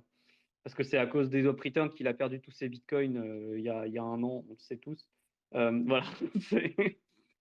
mais, mais voilà, donc c'est vraiment la seule solution que j'ai trouvée. Et puis en plus, voilà, il y a des protocoles qui sauront en faire bon usage du up return, un usage raisonné, raisonnable et légitime, sans que ça fasse chier les gens, quoi. Parce que là, Et alors, actuellement, ouais, vas-y. si je veux critiquer ta proposition, là actuellement, il y a déjà un discount en fait, finalement, à l'utilisation d'UpReturn. Il y a même un discount à l'utilisation d'Ordinals par rapport aux stamps. Mais les gens utilisent quand même un petit peu stamps. Alors à quoi ça Ouais. servirait de mettre un discount supplémentaire si en fait ils s'en foutent de ça, ils veulent juste. De toute façon, c'est de la hype, ils comprennent pas ce qu'il y a derrière. On va pas se mentir, ils comprennent pas. Ils savent même pas de quoi on parle là actuellement. Mais est-ce que le fait qu'il y ait un discount, tu crois que ça va les inciter? Ça rend les choses tellement plus simples en termes de dev que déjà, ça permet aux outils concurrents d'exister plus vite. Et les outils concurrents, ils seront tellement moins chers en termes de frais que les gens finiront quand même par les utiliser, in fine. Tu vois, c'est un peu ce qu'avait dit Gilles au Bitcoin Econo BEF, tu vois, où il disait, en fait, le mauvais usage, il dure un temps, et puis après, il y a des solutions plus optimales qui arrivent, qui font concurrence et qui détruisent l'usage en question, tu vois. Et là, c'est ce que je me dis. Si tu fais un up return avec une discount, ça rend les usages qui étaient permis, qui étaient soit de pas se souhaiter, mais qui étaient permis via un système d'inscription de données sur la blockchain, ils vont trouver une solution très compétitive par rapport à toutes les autres solutions qui existaient. Et donc, ils vont pouvoir l'utiliser. Et il y a des outils qui vont être créés assez rapidement parce que c'est fondamentalement la même chose qu'un up return. Et un up return, il n'y a rien de plus pratique qu'un up return en termes de conservation de données. Et après, les gens vont finir par l'utiliser. Les stamps, mine de rien, ils se sont très très vite fait outprice, ils se sont très très vite fait sortir par la valeur des frais, parce que juste c'est très très cher du coup de les utiliser, c'est 4 fois plus cher, voire plus encore, sans qu'il y ait un apport significatif par rapport aux ordinals. C'est-à-dire les gens se disent psychologiquement, ouais, c'est pas prunable. Mais on s'en fout, en fait. Les mecs d'Ordinals, ils n'ont pas de problème à récupérer les données dans les Ordinals s'ils ont envie de les récupérer. Bon, après, il y a même pas besoin d'aller jusque-là, mais bon, voilà, si c'est ce qu'ils veulent, c'est faisable. Il n'y a pas besoin de le mettre dans l'UTXO7, quoi. Mais bon, après, c'est un avis, hein. En fait, là, ce que je disais à Nicolas, c'est que je disais qu'en fait, en mathématiques, il y a un truc, en mathématiques, des mécanismes sociaux, il y a un truc qui s'appelle le principe de révélation. Et donc le principe de révélation, il dit que si tu as une fonction, un choix social qui peut être implémenté d'une certaine façon, alors il existe une façon de l'implémenter qui fait que les gens vont répondre honnêtement au jeu. Donc l'exemple typique de ce genre de choses, c'est ce qu'on appelle l'enchère au second prix. Quand tu fais une vente aux enchères, des choses de ce type-là, euh, les enchères, c'est un mécanisme. Donc, par exemple, si je fais une enchère où je fais monter les prix, je pars d'un prix bas puis je les fais monter, c'est un mécanisme, c'est un jeu que jouent les acteurs entre eux, tu vois. Donc, le prix monte, le prix monte. Et à la fin, la question, c'est étant donné les préférences individuelles des gens, imaginons qu'on connaisse les préférences individuelles des gens, quel va être le résultat final? C'est-à-dire, à la fin de l'enchère, comme ça, au prix le plus offrant, euh, comment, à qui va être donné, par qui va être remportée l'enchère et à quel prix, du coup.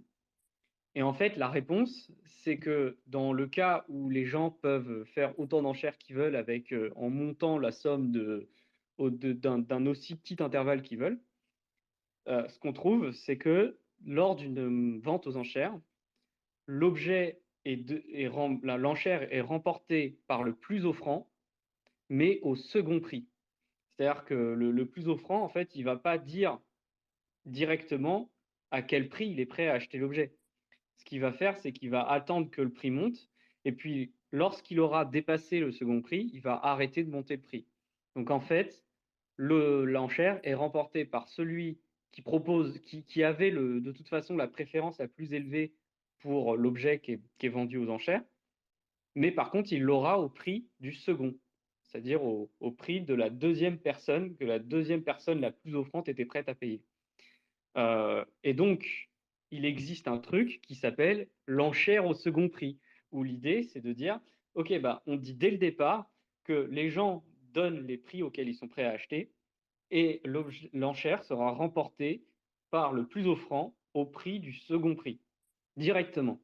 Et bien, si tu fais ça, ce qui se passe, c'est exactement la même chose. À la fin, l'objet est donné au plus offrant, enfin, et l'enchère est remportée par le plus offrant au second prix. Cependant, la différence, là, maintenant, c'est que les gens, ils n'ont pas intérêt à s'amuser à faire monter les prix progressivement. Ils peuvent dire tout de suite à quel prix ils sont prêts à acheter. La meilleure stratégie pour faire le moins d'enchères possible, c'est de directement dire à quel prix tu es prêt à acheter l'objet. Et tu es sûr que tu l'auras pour moins cher. Ou sinon, tu l'auras pas, si tu ne proposais pas assez cher. Et donc, c'est ça que dit le principe de révélation. C'est qu'en fait, il existe une enchère au second prix qui permet de faire en sorte que les gens répondent honnêtement à la vente aux enchères directement. Et en fait, la proof of stake fait la même chose. La proof of stake, c'est l'équivalent de ça, mais pour les attaques civiles, en fait. Si tu imagines un système où tu dis, bah, si tu veux valider un bloc, il faut que tu aies tant d'Ether, tu vois. Bah, le problème, c'est que tu ne peux pas rémunérer les personnes juste en tout le monde pareil, quelle que soit la quantité d'Ether, dès lors qu'ils ont suffisamment d'Ether. Il faut que tu rémunères proportionnellement parce que sinon, les gens ont intérêt à se faire passer pour plusieurs personnes, histoire de remporter X fois la mise où X, c'est l'argent qu'ils ont divisé par le nombre d'éthers minimum qu'il faut pour commencer à valider. Et donc, ça donne la preuve of stake. Donc, c'est aussi une sorte de principe de révélation qu'il y a derrière. Et là, en fait, mon idée de l'op return avec Discount, c'est la même chose. C'est de dire, les gens, ils veulent mettre de la donnée dans la blockchain. Et quoi qu'on fasse, il n'existe pas de manière de faire en sorte qu'ils ne puissent pas le faire. Puisque de toute façon, on est obligé de conserver de la donnée pour valider les transactions dans Bitcoin. Et donc, mon idée, c'est de dire, eh bien, il faut changer les règles du jeu pour que, in fine, ça fasse la même chose. C'est-à-dire, les gens vont toujours mettre de la donnée dans la blockchain. Ça, on ne peut pas l'éviter. Par contre, ils vont avoir une incitation à dire explicitement que là, ils sont en train de mettre de la donnée dans la blockchain. Et donc, c'est pour ça que je dis que j'aime bien l'idée de dire qu'il faudrait un up return avec un discount parce que, in fine, c'est ce vers quoi le choix social va converger, si tu veux. Avec le temps, les gens ils vont converger vers cette solution-là. Et bon, bah oui, il y aura de la donnée dans la blockchain, ça fait chier, mais au moins, c'est contenu, c'est prunable. Les gens, s'ils ont envie de les retirer, ils peuvent se les retirer et ils les gardent que pour valider. Voilà, au moins, on voit quand c'est le cas. Parce que sinon, on se retrouve avec des trucs à la Stamps, là, et ça, c'est immonde, c'est atroce, parce que du coup, les nœuds font des opérations supplémentaires pour rien, même s'ils doivent quand même conserver la donnée à la fin, comme dans tous les cas. Ils font quand même des opérations en plus pour rien. Et il y a l'UTXO7 qui augmente. Enfin voilà, les ressources de calcul, les besoins en ressources de calcul augmentent. Donc c'est pour ça que je trouve que c'est une solution qui pourrait marcher. Et ça me paraît être la seule viable en fait, puisque bah, pour moi, il n'y a pas de manière de faire en sorte que les gens ne mettent pas de la donnée dans la blockchain. Alors après coup, j'ai quand même vu qu'il y avait une façon de faire pour qu'on ne puisse pas mettre de données dans la blockchain, mais ce que ça implique, c'est qu'il n'y ait plus du tout de système de script. Donc genre, plus de système de check log time verify, plus de Lightning, plus de multisig, que des clés publiques, quoi.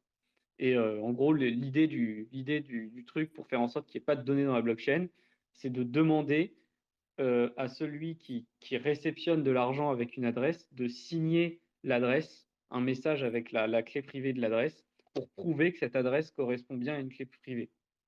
C'est tout ce que tu peux faire, quoi. Mais du coup, pas de script, pas de truc, voilà, rien. Donc, soit faut choisir les scripts avec des données dans la blockchain, ou pas de script et pas de données dans la blockchain, mais du coup que des clés publiques, quoi. Et c'est un peu le choix qu'a fait en fait Green, enfin Mimblewimble, c'est un peu ça. Dans Mimblewimble, il n'y a pas de script, il n'y a que des clés publiques en fait. Et voilà, enfin, c'est un peu limité sur ce plan-là, mais c'est très bien pour la privacy, il y a des optimisations possibles. Et voilà, c'est bien difficile de mettre des données dedans. Mais bon, je ne suis pas sûr que ce soit souhaitable. Voilà.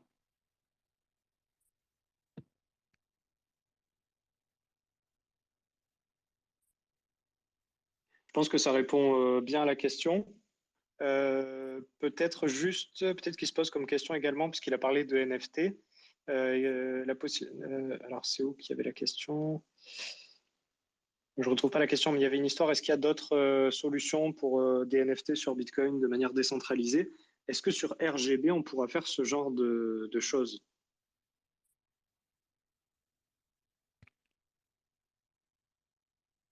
Alors oui, hein, c'est possible, puisque globalement, ce qui va se passer, c'est qu'on on va simplement commit le contenu du NFT dans les single use sign de RGB, quoi, en fait, avec des règles de transaction, tout qui va bien, quoi. Du coup, c'est un peu comme si on fait un token, mais unique, comme un token RGB dont on a parlé il y a 2 semaines, mais C'est un ça, seul. Ok. un seul. Après, tu peux avoir un contrat qui permet de faire interagir les tokens ensemble. L'idée, c'est qu'il va y avoir une interface, donc c'est-à-dire un ensemble de méthodes qui pourront être associées à des NFT sur RGB pour pouvoir les faire interagir ensemble s'il y a des use cases pour ça. Moi, après, je connais plus, ça sort un peu là, je connais plus trop parce que je suis pas trop dans ce domaine-là. Mais voilà, il y aura moyen de potentiellement, typiquement, l'usage des NFT qui me semble, moi, extrêmement légitime et intéressant, c'est l'usage pour la gestion d'identité. Bon, bah, on aura une interface RGB, c'est-à-dire un ensemble de méthodes associées à la question de l'identité et qui, au fond, sera un NFT. L'identité, ce sera un NFT qui sera, c'est un truc qui se transfère et c'est un truc qui n'est pas dit, qui se différencie de tous les autres, donc c'est un NFT. Après, il y aura potentiellement d'autres interactions à prévoir pour le domaine plus artistique entre les NFT liés aux identités des artistes et les NFT liés aux œuvres.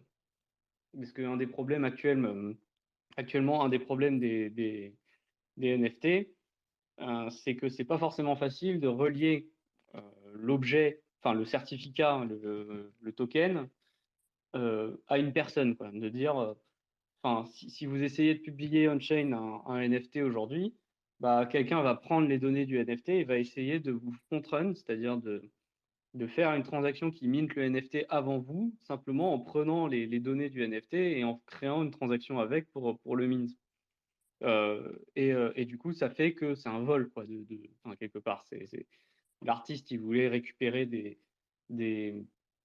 voilà, des droits d'auteur sur son œuvre et il se retrouve à avoir quelqu'un qui prétend être l'original parce qu'il l'a minté en premier l'œuvre en question. Donc c'est quand même problématique. Donc il faut pouvoir relier les NFT à une identité on-chain, ou en tout cas à quelque chose, quoi, une identité cryptographique. Et pour ça, il faut un système de registre. Et notamment, si on veut faire en sorte que l'artiste ne puisse pas minter plus de fois qu'il le prétend un NFT, si par exemple on veut dire, l'artiste il dit j'ai fait une œuvre et j'en ai fait 100 NFT. Donc il a fait 100 jetons qui sont liés à la même œuvre parce que par exemple pourquoi pas, hein, c'est pas parce que une œuvre elle a été faite qu'une fois qu'un artiste il a pas envie d'en faire 100 certificats d'authenticité. Je veux dire c'est son choix. Le truc, la question c'est qu'est-ce qui me dit qu'il va pas en refaire 100 en plus et que du coup un des NFT que j'ai c'est un NFT qui est bien authentique quoi, qui est un des 100 premiers entre guillemets. Et bien, la seule façon de faire c'est de relier ça à un registre d'œuvre de l'artiste et qui doit aussi être récupérable d'une certaine façon et commit dans la blockchain. Donc il y aura sûrement des interactions entre les identités décentralisées et les NFT. Donc ces contrats, ils pourront interagir entre eux. On pourra avoir des contrats peut-être un peu plus complexes qui permettent de vérifier que le NFT, il a une certaine authenticité, qu'il est bien lié à une certaine identité. Euh, voilà, après évidemment, si l'identité, elle a été complètement enfin, si c'est une identité qui est un peu factice, évidemment, euh, ça restera factice, mais s'il y a des attributions liées, des réputations liées à cette identité, bah, ça peut aider à faire de la preuve d'authenticité, quoi. Après, bon, bah voilà, c'est plus quelque chose qui est de l'ordre du domaine artistique. Pour l'instant, c'est très théorique et je suis pas sûr qu'on ait bien fait les choses sur les autres blockchains, mais peut-être que quelqu'un pourra me dire comment c'est fait pour assurer l'authenticité ailleurs. Mais bon, voilà. Donc il y a des choses, quoi. On peut faire des choses. C'est le fait qu'on ait un système de programmation qui puisse quand même être assez développé derrière, forcément, ça ouvre des possibilités que je suis même pas sûr qu'on les avait sur les blockchains, les autres blockchains, entre guillemets.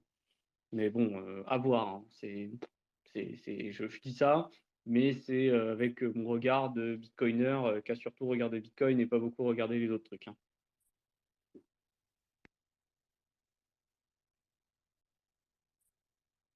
Ok, bon ben voilà, c'est clair. Le futur des NFT sur Bitcoin. Est-ce que vous avez des questions dans les auditeurs, si vous voulez monter, si vous avez des questions sur le space précédent? Euh, alors, moi, j'ai pas de questions. En revanche, je vais juste devoir vous laisser. Ça Donc, marche? Yes, Ben, salut. merci bonne Sofiane. soirée, hein, merci. Merci à toi, Puis, bonne soirée. à bientôt. Salut. Ciao, Salut. à plus. Salut. Salut, bye bye. Tu regardes les questions, Lounès? Ou... Parce que du coup, j'ai capté, en fait, j'ai pas l'accès aux questions. L'accès, comment ça, t'as pas l'accès? Je suis pas cohort Ah putain, pardon. pour faire monter les Je gens. vous ai oublié. Bon, y a personne, mais j'ai Ok, oublié tes noms. bon, je vais prendre au cas où.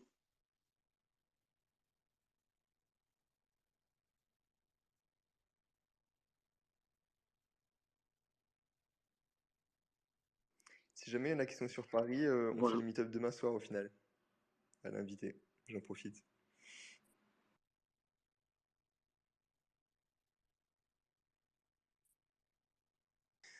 Bon, une question. Est-ce que j'aurai une question? Hmm, Je réfléchis.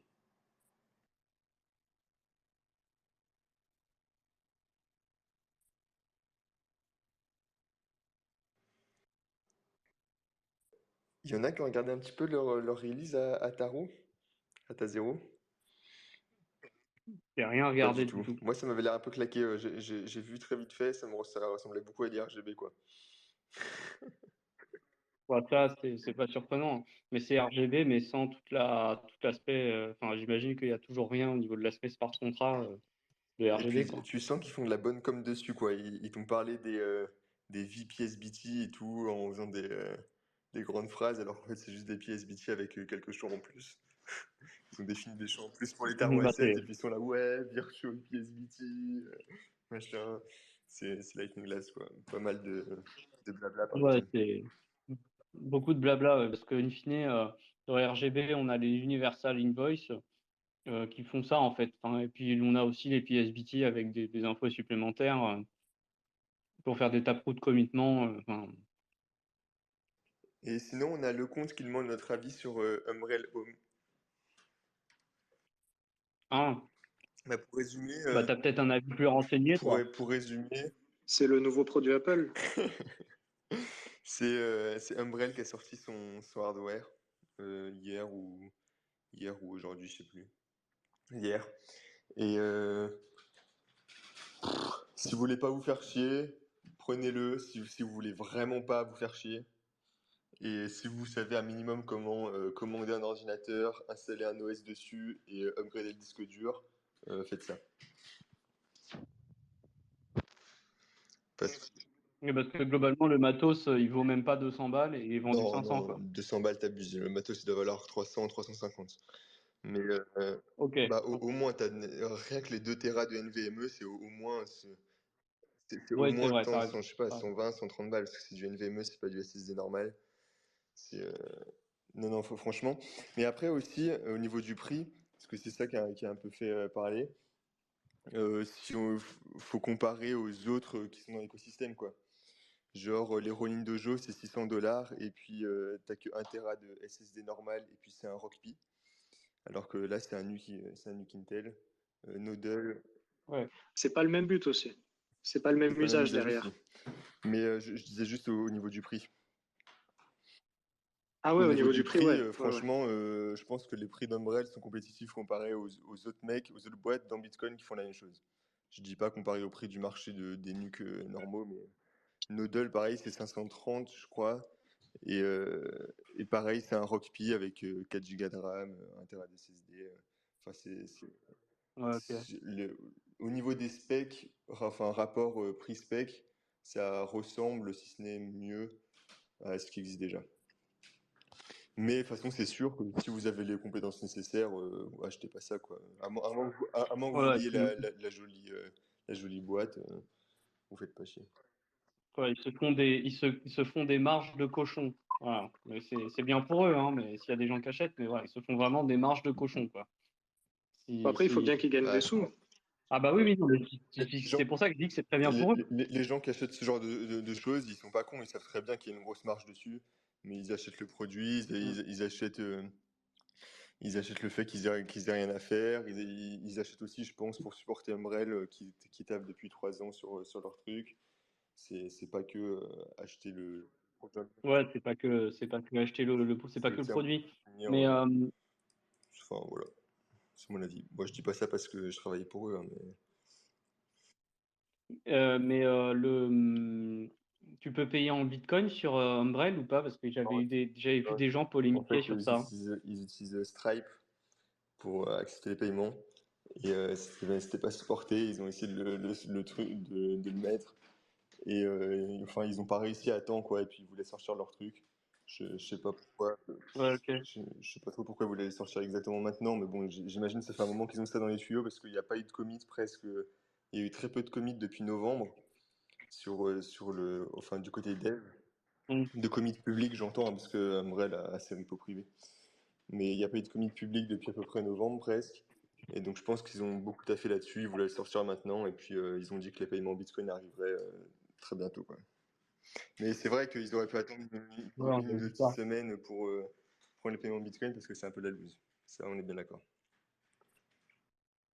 Ouais, parce que bon, après, moi, c'est aussi ça que je vois, c'est qu'il y a dans l'écosystème, il y a pas mal de gens qui vont vendre plus cher des trucs avec le service pour les gens qui sont dans Bitcoin, mais c'est aussi parce que bah, il y a des gens qui ont des Bitcoins à dépenser, quoi. Donc bon, c'est aussi pour ça qu'ils peuvent se permettre des prix plus élevés des fois. Donc c'est pour ça que bon, pas proposer le paiement en Bitcoin, c'est quand même un peu surprenant, quoi. Mais bon, ouais, si tu dis que c'est une histoire de timing, bon bah, pourquoi ils n'ont pas monté leur BTCP serveur, j'ai envie de dire, mais bon, voilà. Ouais, c'est ça. C'est un peu Gérer les facile à nœuds, dire. après, t'as Swiss Bitcoin Pay, t'as plein de trucs. Mais bon, je sais pas, ils doivent avoir leur raison. Mais c'est Ouais, vrai que ça craint un petit peu, quoi. C'est vrai, on est bien d'accord là-dessus. c'est un peu dommage, quoi. Je m'inquiète pas, manifestement, il y a des bonnes Ouais, raisons, c'est ça, c'est mais juste un peu dommage, comme tu dis. c'est un peu dommage pour les TOS, quoi. Ça casse un peu le marketing du truc, quoi. Bah, après aussi, maintenant, enfin, depuis un an, ils s'orientent de plus en plus vers le personal server et pas le Bitcoin Node, tu vois. Ils se branlent Yes, plus ouais, comme, comme forcément boîte Bitcoin, mais boîte pour ta souveraineté de tes data chez toi. ouais, clairement, maintenant, ça devient de plus en plus un genre de home router, home server. Ça fait VPN, ça fait machin, Ouais, ça c'est fait ça. truc. Voilà. Enfin, bon, moi, c'est pareil avec mon Raspberry Pi. De toute façon, j'ai mis plein de trucs dessus, puisque moi, j'utilise pour faire VPN aussi. Donc, voilà. Il y a Under qui demande si on a jeté un œil à Liana. Donc, évidemment, évidemment qu'on suit Liana. Moi, j'ai pas jeté un œil pour l'instant à leur release. Il faudrait que je le fasse. Mais clairement, c'est extrêmement intéressant, Liana. On a eu l'occasion déjà d'en parler un petit peu. Mais c'est vraiment très très intéressant. Faut que je regarde l'interview. Il y a une interview sur la chaîne Découvre Bitcoin de Kevin et Antoine. Et là, je veux absolument la regarder parce que Ah, je l'ai regardé ce matin, elle est super. Elle est ils ont super souvent des l'interview. super idées. Ils ont des super idées de use case. Justement, C'est vrai que il présente plusieurs use cases pour l'utilisation justement de ces choses. Et c'est vrai que c'est intéressant. C'est vrai que c'est intéressant. Mais rien que le fait que tu puisses avoir juste une recovery key toute simple avec un time lock, c'est génial. C'est génial. Ça change complètement les stratégies de sécurisation, tout ce que tu peux faire. C'est super cool. Et voilà, ben, hâte que ce soit sur d'autres hardware wallets maintenant un peu. ouais, Pas surtout vu la forcément envie du. polémique. Voilà, Ouais, surtout vu la polémique du moment, c'est dommage. ouais. Mais Bon, j'espère après, qu'il réussit peut-être à convaincre Coldcard de faire quelque chose, je sais pas, mais bon, en tout cas, ils essaient de convaincre les gens, mais après, ils ont toujours partagé le fait que c'est galère de convaincre les gens des hardware wallets de faire du Miniscript, simplement parce que Miniscript, pendant très longtemps, ça n'a pas bougé. Et, euh, et bon, bah là, eux, ils ont réussi à faire bouger le truc, notamment avec l'arrivée de Taproot, ça commence à être de plus en plus pertinent, mais c'est pas encore complètement fait, donc bon, ça aussi. ce qu'il disait dans l'interview aussi, c'est la poule et l'œuf. C'est les mecs des hardware wallets, ils veulent regarder aussi est-ce que ça va leur apporter des clients, est-ce que les mecs ils vont acheter ou pas. Et c'est sûr que si tu vas avoir des mecs comme Trésor, même Ledger, bon, on sait pourquoi ça y est chez Ledger, mais bon, tu leur dis choisir entre implémenter ça ou implémenter le dernier shitcoin qui va leur apporter beaucoup plus de clients, le choix il est vite fait. Donc c'est ça, et en même temps, ils n'auront pas de base d'utilisateurs tant qu'il n'y a pas suffisamment d'hardware wallet qui le proposent, puisque le but c'est quand même de l'utiliser pour son portefeuille principal, mettre en place des stratégies de sécurisation avec des hardware wallets. Donc voilà, c'est la poule et l'œuf. Ouais, c'est vrai. Mais bon, c'est aussi en termes techniques, il y avait des choses en termes techniques qui bloquaient aussi un peu sur ces choses-là. Enfin bon, là, tu vois, après, pour l'instant, ils font le Miniscript, il est supporté que sur Segwit V0. Mais Miniscript, ça va être extrêmement puissant pour tout ce qui est Taproot, en fait. C'est genre, pour l'instant, t'as pas d'adoption de Taproot parce que quelque part, t'as pas Miniscript pour Taproot. Et quand on aura ça, pour le coup, là, j'ai un peu plus espoir que ça devienne intéressant, quoi. Genre là, ça va être encore plus intéressant, quoi. J'ai peur de dire une connerie, mais j'ai une question. Moi, j'ai un truc, un mot qui est dans ma tête. Je ne sais pas du tout à quoi ça correspond, mais je pense que c'est ce que tu es en train de décrire. TapScript, c'est ça ou pas? Ou ça n'a rien à voir? Je comprends rien. En fait, le TapScript, c'est le script qui est dans l'arbre. C'est-à-dire, si tu veux, dans ce qu'on a toujours appelé le script, c'est la combinaison du script pubkey qui est dans l'adresse avec le script de dépense qui est dans les entrées. Voilà. Et ça forme un script. Mais dans Taproot, c'est un peu bizarre parce que le script qui est dans l'adresse, en fait, il y a globalement rien hormis une clé publique. Et si tu fais une dépense via la clé de l'arbre de Taproot, la seule chose que tu mets dans le script de dépense, c'est la signature. Et vraiment, ça teste, est-ce qu'il n'y a qu'un seul élément dans le script de dépense? Et si oui, bah c'est la signature, je check la signature, il n'y a même pas d'opcode ou quoi que ce soit, juste ça check la signature, et si la signature est bonne, la dépense est validée. Et là où ça devient plus compliqué, c'est quand tu commences à faire des dépenses dans l'arbre de Taproot. Et donc là, du coup, ce qu'il va falloir faire, c'est tu vas voir qu'il y a plus qu'un élément dans le script de dépense, et donc tu vas commencer à dire, OK, donc les scripts de dépense, ça correspond à des clés publiques qui sont les nœuds intermédiaires d'une sorte de preuve de Merkle de l'arbre qui est dans Taproot, tu vois. Et donc, en fait, tu vas faire des opérations vachement spécifiques sur les éléments de la pile, jusqu'à ce que tu arrives à, entre guillemets, la dernière. Et puis là, il va falloir valider un script. Là, tu vas arriver sur, c'est plus une clé publique, c'est un script. Et donc, c'est ça le TapScript. C'est ce script-là. Et ce script, il est Ok, dans une ok. feuille. Il est dans une feuille et c'est un script qui est réinterprété sur sa propre stack, du coup, tu vois. C'est pour ça que, du coup, on l'appelle le TapScript, parce que c'est un script, mais qui est embriqué dans le script de dépense, mais qui est embriqué à travers plusieurs clés publiques derrière, tu vois, pour dire qu'il est embriqué dans une feuille de Taproot, tu vois. Et c'est juste qu'une fois que tu en es à avoir spécifié la feuille, bah là, il faut vérifier un script dans son propre environnement, chargé d'une certaine façon, un petit peu comme ce que j'avais dit sur Segwit avec les stackception, là, avec les stacks dans les stacks dans les stacks, bah là c'est un peu pareil. Tu as des stacks dans les stacks pour Taproot et la deuxième stack s'appelle le TapScript du coup. Voilà. Je sais pas Ok, si ça je va. comprends mieux. Oui, oui. C'est... J'avais ce nom en tête et du coup, ça m'y a refait penser. Ben, merci.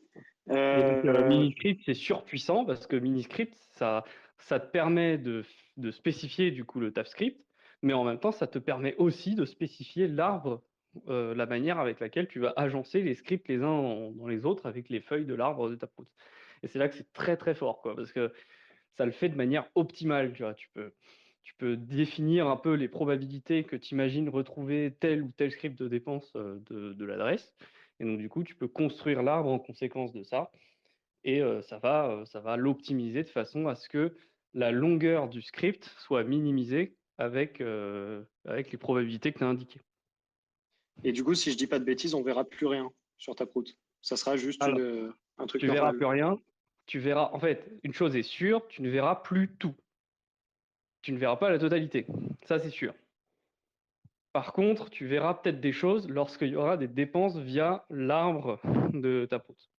Là, tu verras des choses parce que tu vas voir des suites de clés publiques qui correspondent à la structure de l'arbre. Et puis à la fin, tu verras un script qui est juste un script parmi plein d'autres scripts qui auraient été possibles. Et ça, tu les verras pas tous, mais tu verras quand même un script. Oui, ça y est, je me souviens, on en avait parlé Musique 2, il me semble.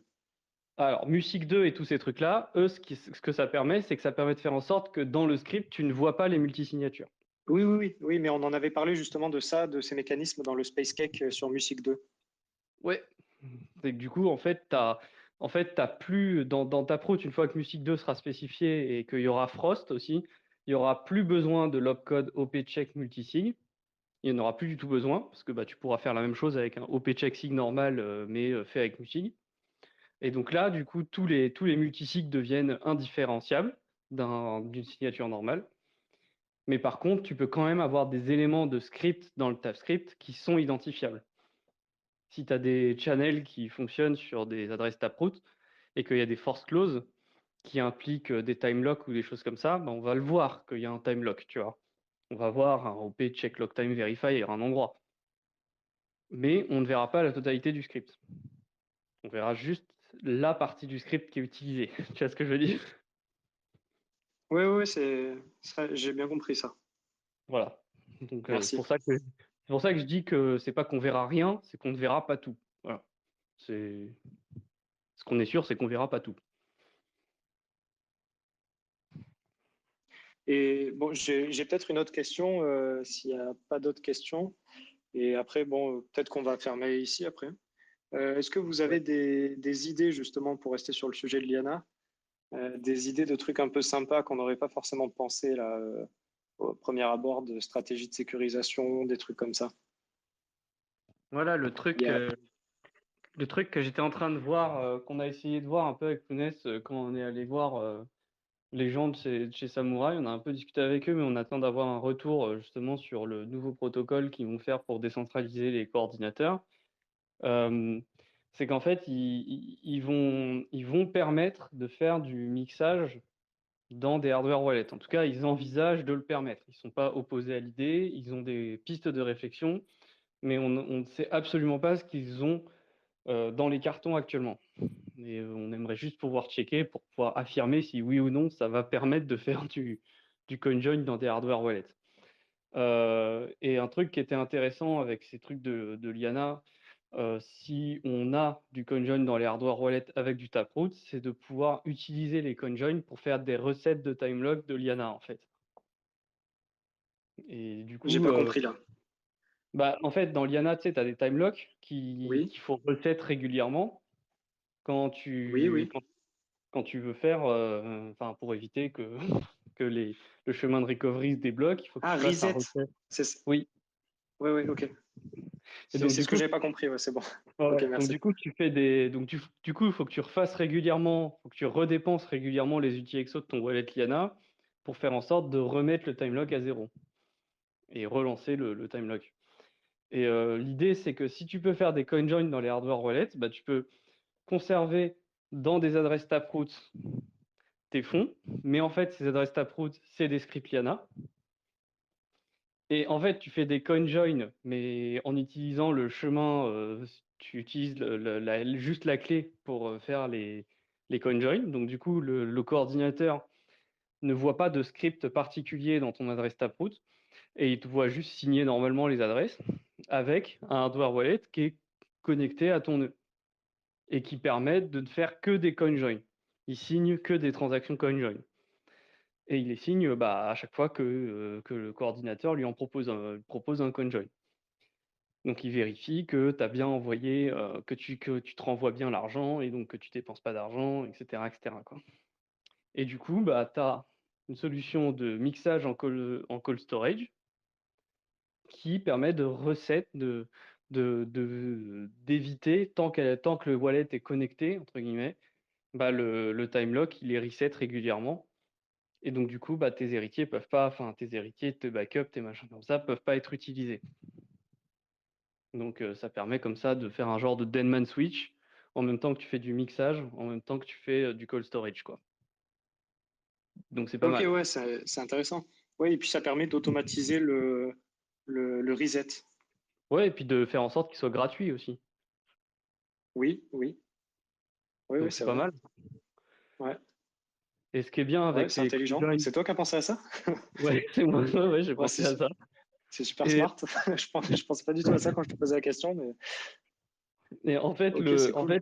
le truc qui est assez intéressant, c'est que dans le cas de Whirlpool, les CoinJoin, comme les remix sont vraiment gratuits, il y a vraiment, contrairement à un Wasabi où tu payes des frais au CoinJoin, il n'y a pas moyen de te voler des fonds comme ça, en fait. Genre, on peut pas te faire perdre des fonds en faisant beaucoup trop de CoinJoin, beaucoup trop régulièrement, tu vois. Parce que, c'est vraiment gratuit. Tu récupères exactement le même argent quand tu remixes. Donc, du coup, Du coup, tu peux demander au wallet de dire, bah, tu signes des transactions que si elle dépense zéro, en fait. Elle renvoie littéralement l'argent complètement de notre côté, quoi. Et en fait, pour faire ça, le problème, c'est qu'il faut ce qu'on appelle des preuves d'ownership, donc des preuves de propriété. Et il faut notamment prouver pour toutes les adresses en entrée du CoinJoin, il faut donner des preuves de propriété de façon à ce qu'on puisse valider qu'on n'est pas propriétaire de certaines UTXO. Ouais, Et c'est c'est ce que ça, tu expliquais avec le problème avec Coldcard. c'est ça. Et Ouais. c'est un truc qu'on leur a signalé. Ils vont, je sais pas s'ils vont le retirer. Enfin bon, on a un peu laissé ça de côté parce que bon enfin bon, c'est pas non plus une feature très utilisée pour l'instant sur la Coldcard, mais voilà, ils avaient effectivement mal implémenté cette condition-là et donc ça pouvait être utilisé pour faire une attaque. Et on a fait un démonstrateur et tout. Enfin, Lounès, il a codé ça et ça marchait, quoi. Ça marchait vraiment. Donc il faut ces preuves-là. Et en fait, c'est ce qu'a fait Trésor avec Wasabi, en fait. Le Trésor, ils ont Satoshi Labs, ils ont spécifié justement ces preuves de propriété. Et ils utilisent ça maintenant pour faire le CoinJoin dans le Cold Wallet avec Wasabi. Mais pour moi, il reste quand même le problème des frais de Wasabi. S'il y a trop de CoinJoin Wasabi, bien les frais vont venir rogner jusqu'à ce que tu aies quasiment plus de fonds, quoi. Même si c'était des CoinJoin légitimes, quoi. Donc pour le cold storage, c'est pas ouf, mais avec Whirlpool, là, c'est pas mal. Parce que Whirlpool, il y a pas de frais à payer quand tu remixes. Ouais, parce Et que du coup, ça permet de résoudre, si tu prends le point de vue, pas CoinJoin, mais le point de vue Liana, ça permet de résoudre un des problèmes que tu pourrais avoir avec ce système de clé de recovery avec le time lock. C'est si au moment où tu dois reset ton time lock, tu t'y mal pris, t'es un peu tard. Et là, d'un coup, il y a les BRC20 qui arrivent et tu as les frais à 200 $ la transaction et t'es embêté, quoi. Et voilà. si ça dure un Bah, il moment, peut y avoir ça, ouais. Ouais, il peut y avoir ouais, ça. donc c'est Après, vrai que bon, là, c'est pas mal. Ouais, après, après, bon, en même temps, si les frais les sont élevés, il n'y a remixes, pas de CoinJoin, tu me diras. voilà, c'est C'est bien ça. quelqu'un qui paye. Faut qu'il y ait des gens qui soient prêts à payer des CoinJoin très chers, quoi. Mais bon. Après, faut aussi faire attention aux tailles des TX0 qu'on fait, du coup, parce que il faut que tes UTXO, elles remixent assez régulièrement pour éviter que les timelocks se débloquent des chemins de recovery. Donc, il faut pas qu'il y ait trop d'UTXO par TX0 parce que tu peux mixer qu'une UTXO de ta TX0 par TX0 à la fois. Donc, voilà. Pourquoi là? J'ai pas compris. Bah, tu sais, quand tu mixes, quand tu fais des remixes avec Whirlpool, oui, ton wallet, il enregistre une des UTXO de mixer de chacune de tes TX0. mais une TX0, tu peux avoir plusieurs UTXO mixables en sortie, hein. Bien sûr, mais ton wallet, il ne les mixe qu'une par une pour Ah faire en oui, sorte, oui, ok. Ouais. que jamais le coordinateur ne propose de mixer tes UTXO avec tes UTXO. Oui. Bon, après, c'est une contrainte, mais c'est fait de façon à ce que justement il y a un vrai add-on-set derrière, quoi.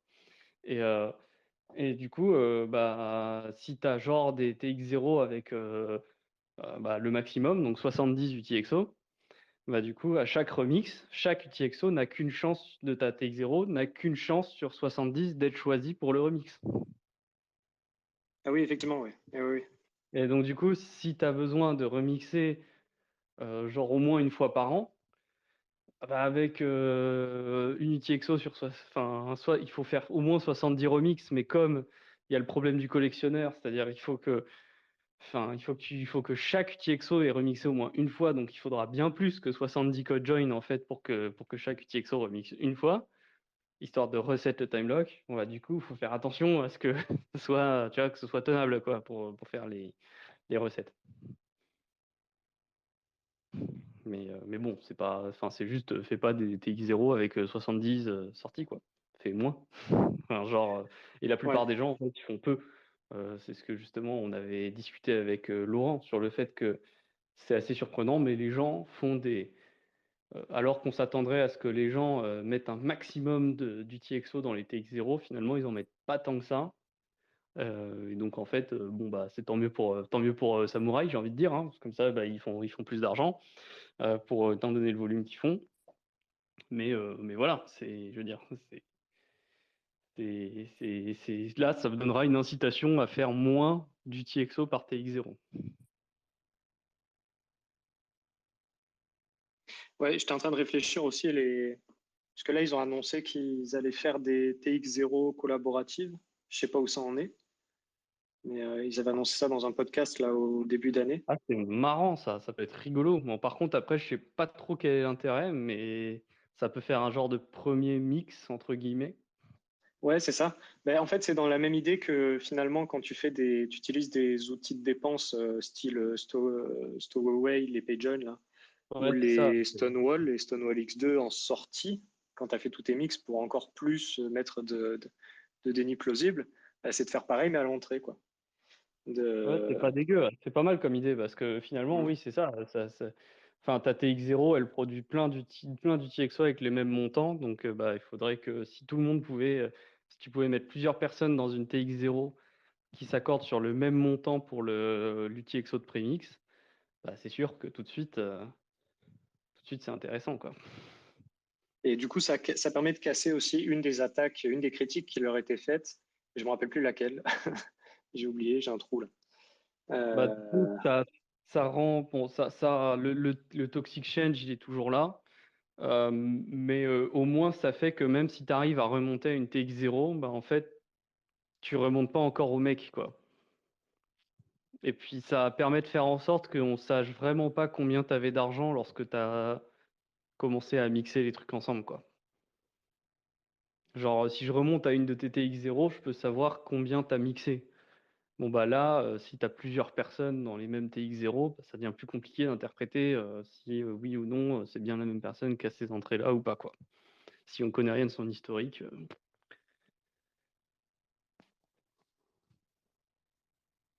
ouais, ça va être intéressant ça.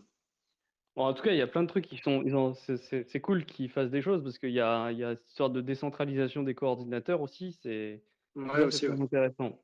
Je ne sais pas comment ils vont faire pour faire en sorte qu'ils aient la même pool de liquidité, mais c'est intéressant.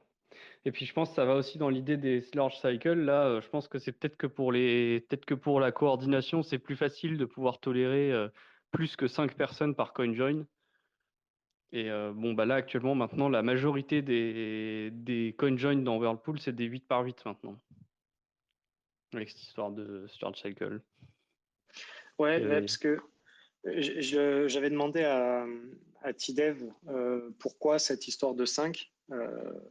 Bon, je comprenais pourquoi pas 4 et pourquoi pas 3, mais je comprenais pas forcément pourquoi pas 6 ou pourquoi pas 7. Il m'avait répondu, mais c'était il y a un moment, hein, c'était il y a plusieurs années. C'était il y a 2 ans, je pense. Il m'avait répondu que c'était déjà pour les mobiles, pour qu'ils puissent signer sans trop de soucis sur le mobile, puisque finalement, à la base, Samurai, c'est quand même sur mobile. Et c'était pour qu'il y ait plus de mix, que ça remixe vraiment rapidement, comme ça. Mais bon, ouais, c'est vrai que ça, je sais pas, peut-être que maintenant, avec les mobiles, c'est plus facile. Et du coup, il a pu faire ça. Après, c'est une question de liquidité aussi. C'est que je pense que ils ont ça sur les mobiles, mais ils ont aussi des gens qui remixent pas beaucoup et qui s'en plaignent. Et donc, en augmentant la taille des transactions conjoin comme ça en fonction des frais que mettent les prémixeurs, ça permet aussi d'avoir plus de remix. Parce qu'en fait, les gens, ils payent des frais de minage assez élevés sur les TX0 de manière générale. Je pense que c'est l'UX des wallets Whirlpool aussi qui fait ça. C'est assez difficile dans les wallets Whirlpool de mettre des frais très faibles.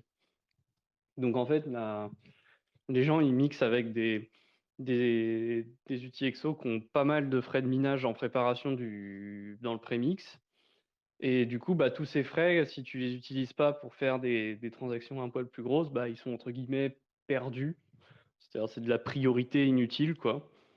Donc du coup, le coordinateur, il peut ajuster le nombre de personnes en fonction du nombre de frais. Mais tu vois, par exemple, ils ont capé à 8. Ils pourraient faire plus que 8, hein. Il n'y a pas de problème, ils pourraient faire plus que 8 personnes par conjoin, je pense, en termes de frais, tu vois. Mais, euh, mais ils capent à 8, je pense, pour s'assurer qu'au niveau des téléphones, ça passe aussi, tu vois. je pense aussi que c'est un test, tu vois, pour voir s'il y a des gens qui se plaignent après que ces transactions, elles passent pas, etc., tu vois. Après, ça permet Je pense aussi qu'ils doivent le voir au niveau du coordinateur, parce que du coup, ça fait capoter le CoinJoin, quoi. Bah, il y a peut-être de ça, ouais, au niveau des timeouts sur le coordinateur, sûrement. Et puis après, je pense aussi simplement le retour hein, auprès du support, parce qu'ils ont quand même un gros support derrière. Donc, je pense aussi que ça leur permet de savoir un peu comment les gens ils le sentent, parce que je pense qu'ils avaient pas mal de gens qui se plaignaient de ne pas avoir de remix au niveau du support, tu vois. Donc, voilà. Puis puis c'est surtout que bon, bah, quand tu regardes, il y a beaucoup de gens qui remixent, relativement peu de prémixeurs. Donc, du coup, si tu veux faire en sorte que tout le monde remixe un peu plus, il faut monter la taille des TX. Voilà. Puis bon, ils vont tester, ils vont ajuster, quoi. Ils vont tester le niveau. Après, ce qui est bien aussi, c'est pour les gens qui veulent avoir un anon set rapidement et qui ont besoin de rentrer et de sortir assez vite parce que, je sais pas, ils ont besoin des fonds assez rapidement. Manifestement, il y a des gens, ils sont prêts à payer vraiment cher leur CoinJoin, donc il n'y a pas de souci. Bah, du coup, ce qui est bien, c'est que tu peux surpayer les frais pour avoir des transactions plus grosses, pour avoir un anon set tout de suite plus gros et t'assurer un anon set prospectif à terme qui soit important pour ton usage, quoi. Donc, c'est intéressant pour ça aussi, quoi. Après, tout ça, t'en as pas forcément besoin si, ouais, parce que tu bénéficies aussi de la non-set des autres. Donc, dans tous les cas, même si c'est Ouais, avec 5, il va augmenter, hein. ouais, Même mais si tu c'est genre, sors de par suite. exemple, ouais, je suis d'accord, mais c'est juste si tu veux te le garantir, parce que c'est vrai ce que tu dis, mais imagine par exemple les 4 autres personnes avec qui tu fais ton prémix, imagine les 4 autres personnes, elles sortent tout de suite de la poule. Bah, du coup, en fait, ton annonce set, il ne va plus augmenter, ton annonce set prospectif. T'es bloqué. Là, Si au oui, ça, début, c'est sûr.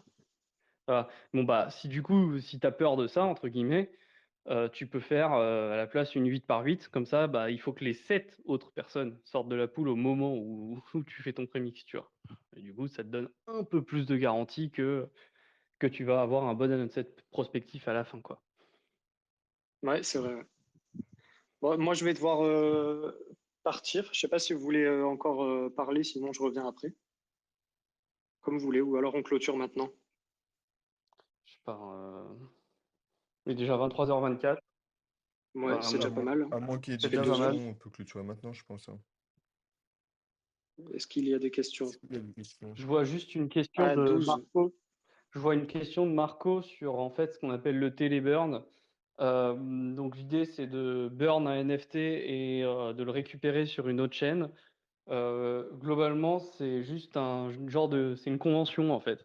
C'est une sorte de convention sociale où on se dit les NFT qui sont envoyés à cette adresse dont on sait que personne peut dépenser, bah on va faire entre guillemets un smart contract qui permet de les claim sur une autre chaîne, mais c'est juste une sorte de convention sociale qui dit on a observé ça sur cette chaîne-là, on a observé ça sur cette chaîne-là. Donc en conséquence, je fais ça sur cette chaîne-là. Mais c'est vraiment de la pure convention sociale. Donc ça, c'est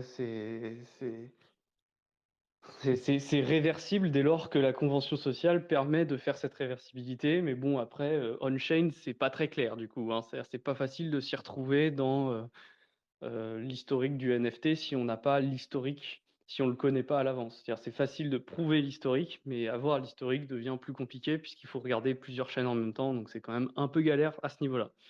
Mais, euh, mais sinon, sur le principe, bah, c'est une convention, donc ça marche, quoi. Ça marche parce qu'on a envie que ça marche. Voilà. Ça, c'était la question de Marco qui l'a posée il y a déjà 20 minutes. Voilà. Comme ça, j'aurais répondu rapidement. Je pense qu'on va pouvoir clôturer parce que en vrai, il est déjà assez tard. Et puis demain, c'est les meet-up hein, pour les gens sur Paris.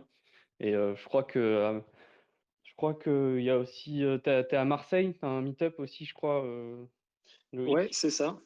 Voilà. Exceptionnellement, c'est pas moi qui m'en occupe, mais exceptionnellement, ils ont mixé celui d'Aix et celui de Marseille pour des raisons arbitraires, personnelles, je crois. Et du coup, voilà, on va le faire un seul demain et c'est à Plan de Campagne. Voilà. Donc venez si vous êtes dans la région, dans le sud, venez nous voir. Voilà. Et Le meet-up des sudistes, voilà. voilà, exactement. Là, on n'en a pas beaucoup par chez nous. Voilà. Voilà, non, mais c'est cool. Et du coup, ouais, c'est en même temps que vous, c'est demain. Très bien. Et semaine prochaine, on fait pas de Space Cake, du coup? C'est ça, Non, hein? parce qu'on est Voilà, on est pas à BTC Prague, du coup, donc on pourra pas du tout. Ce sera vraiment pas possible. voilà. Et Et du la coup, on semaine se d'après, ça revoit sera dans 2 sûrement semaines. RGB, Voilà, on va je sûrement pense. continuer de la lancer RGB.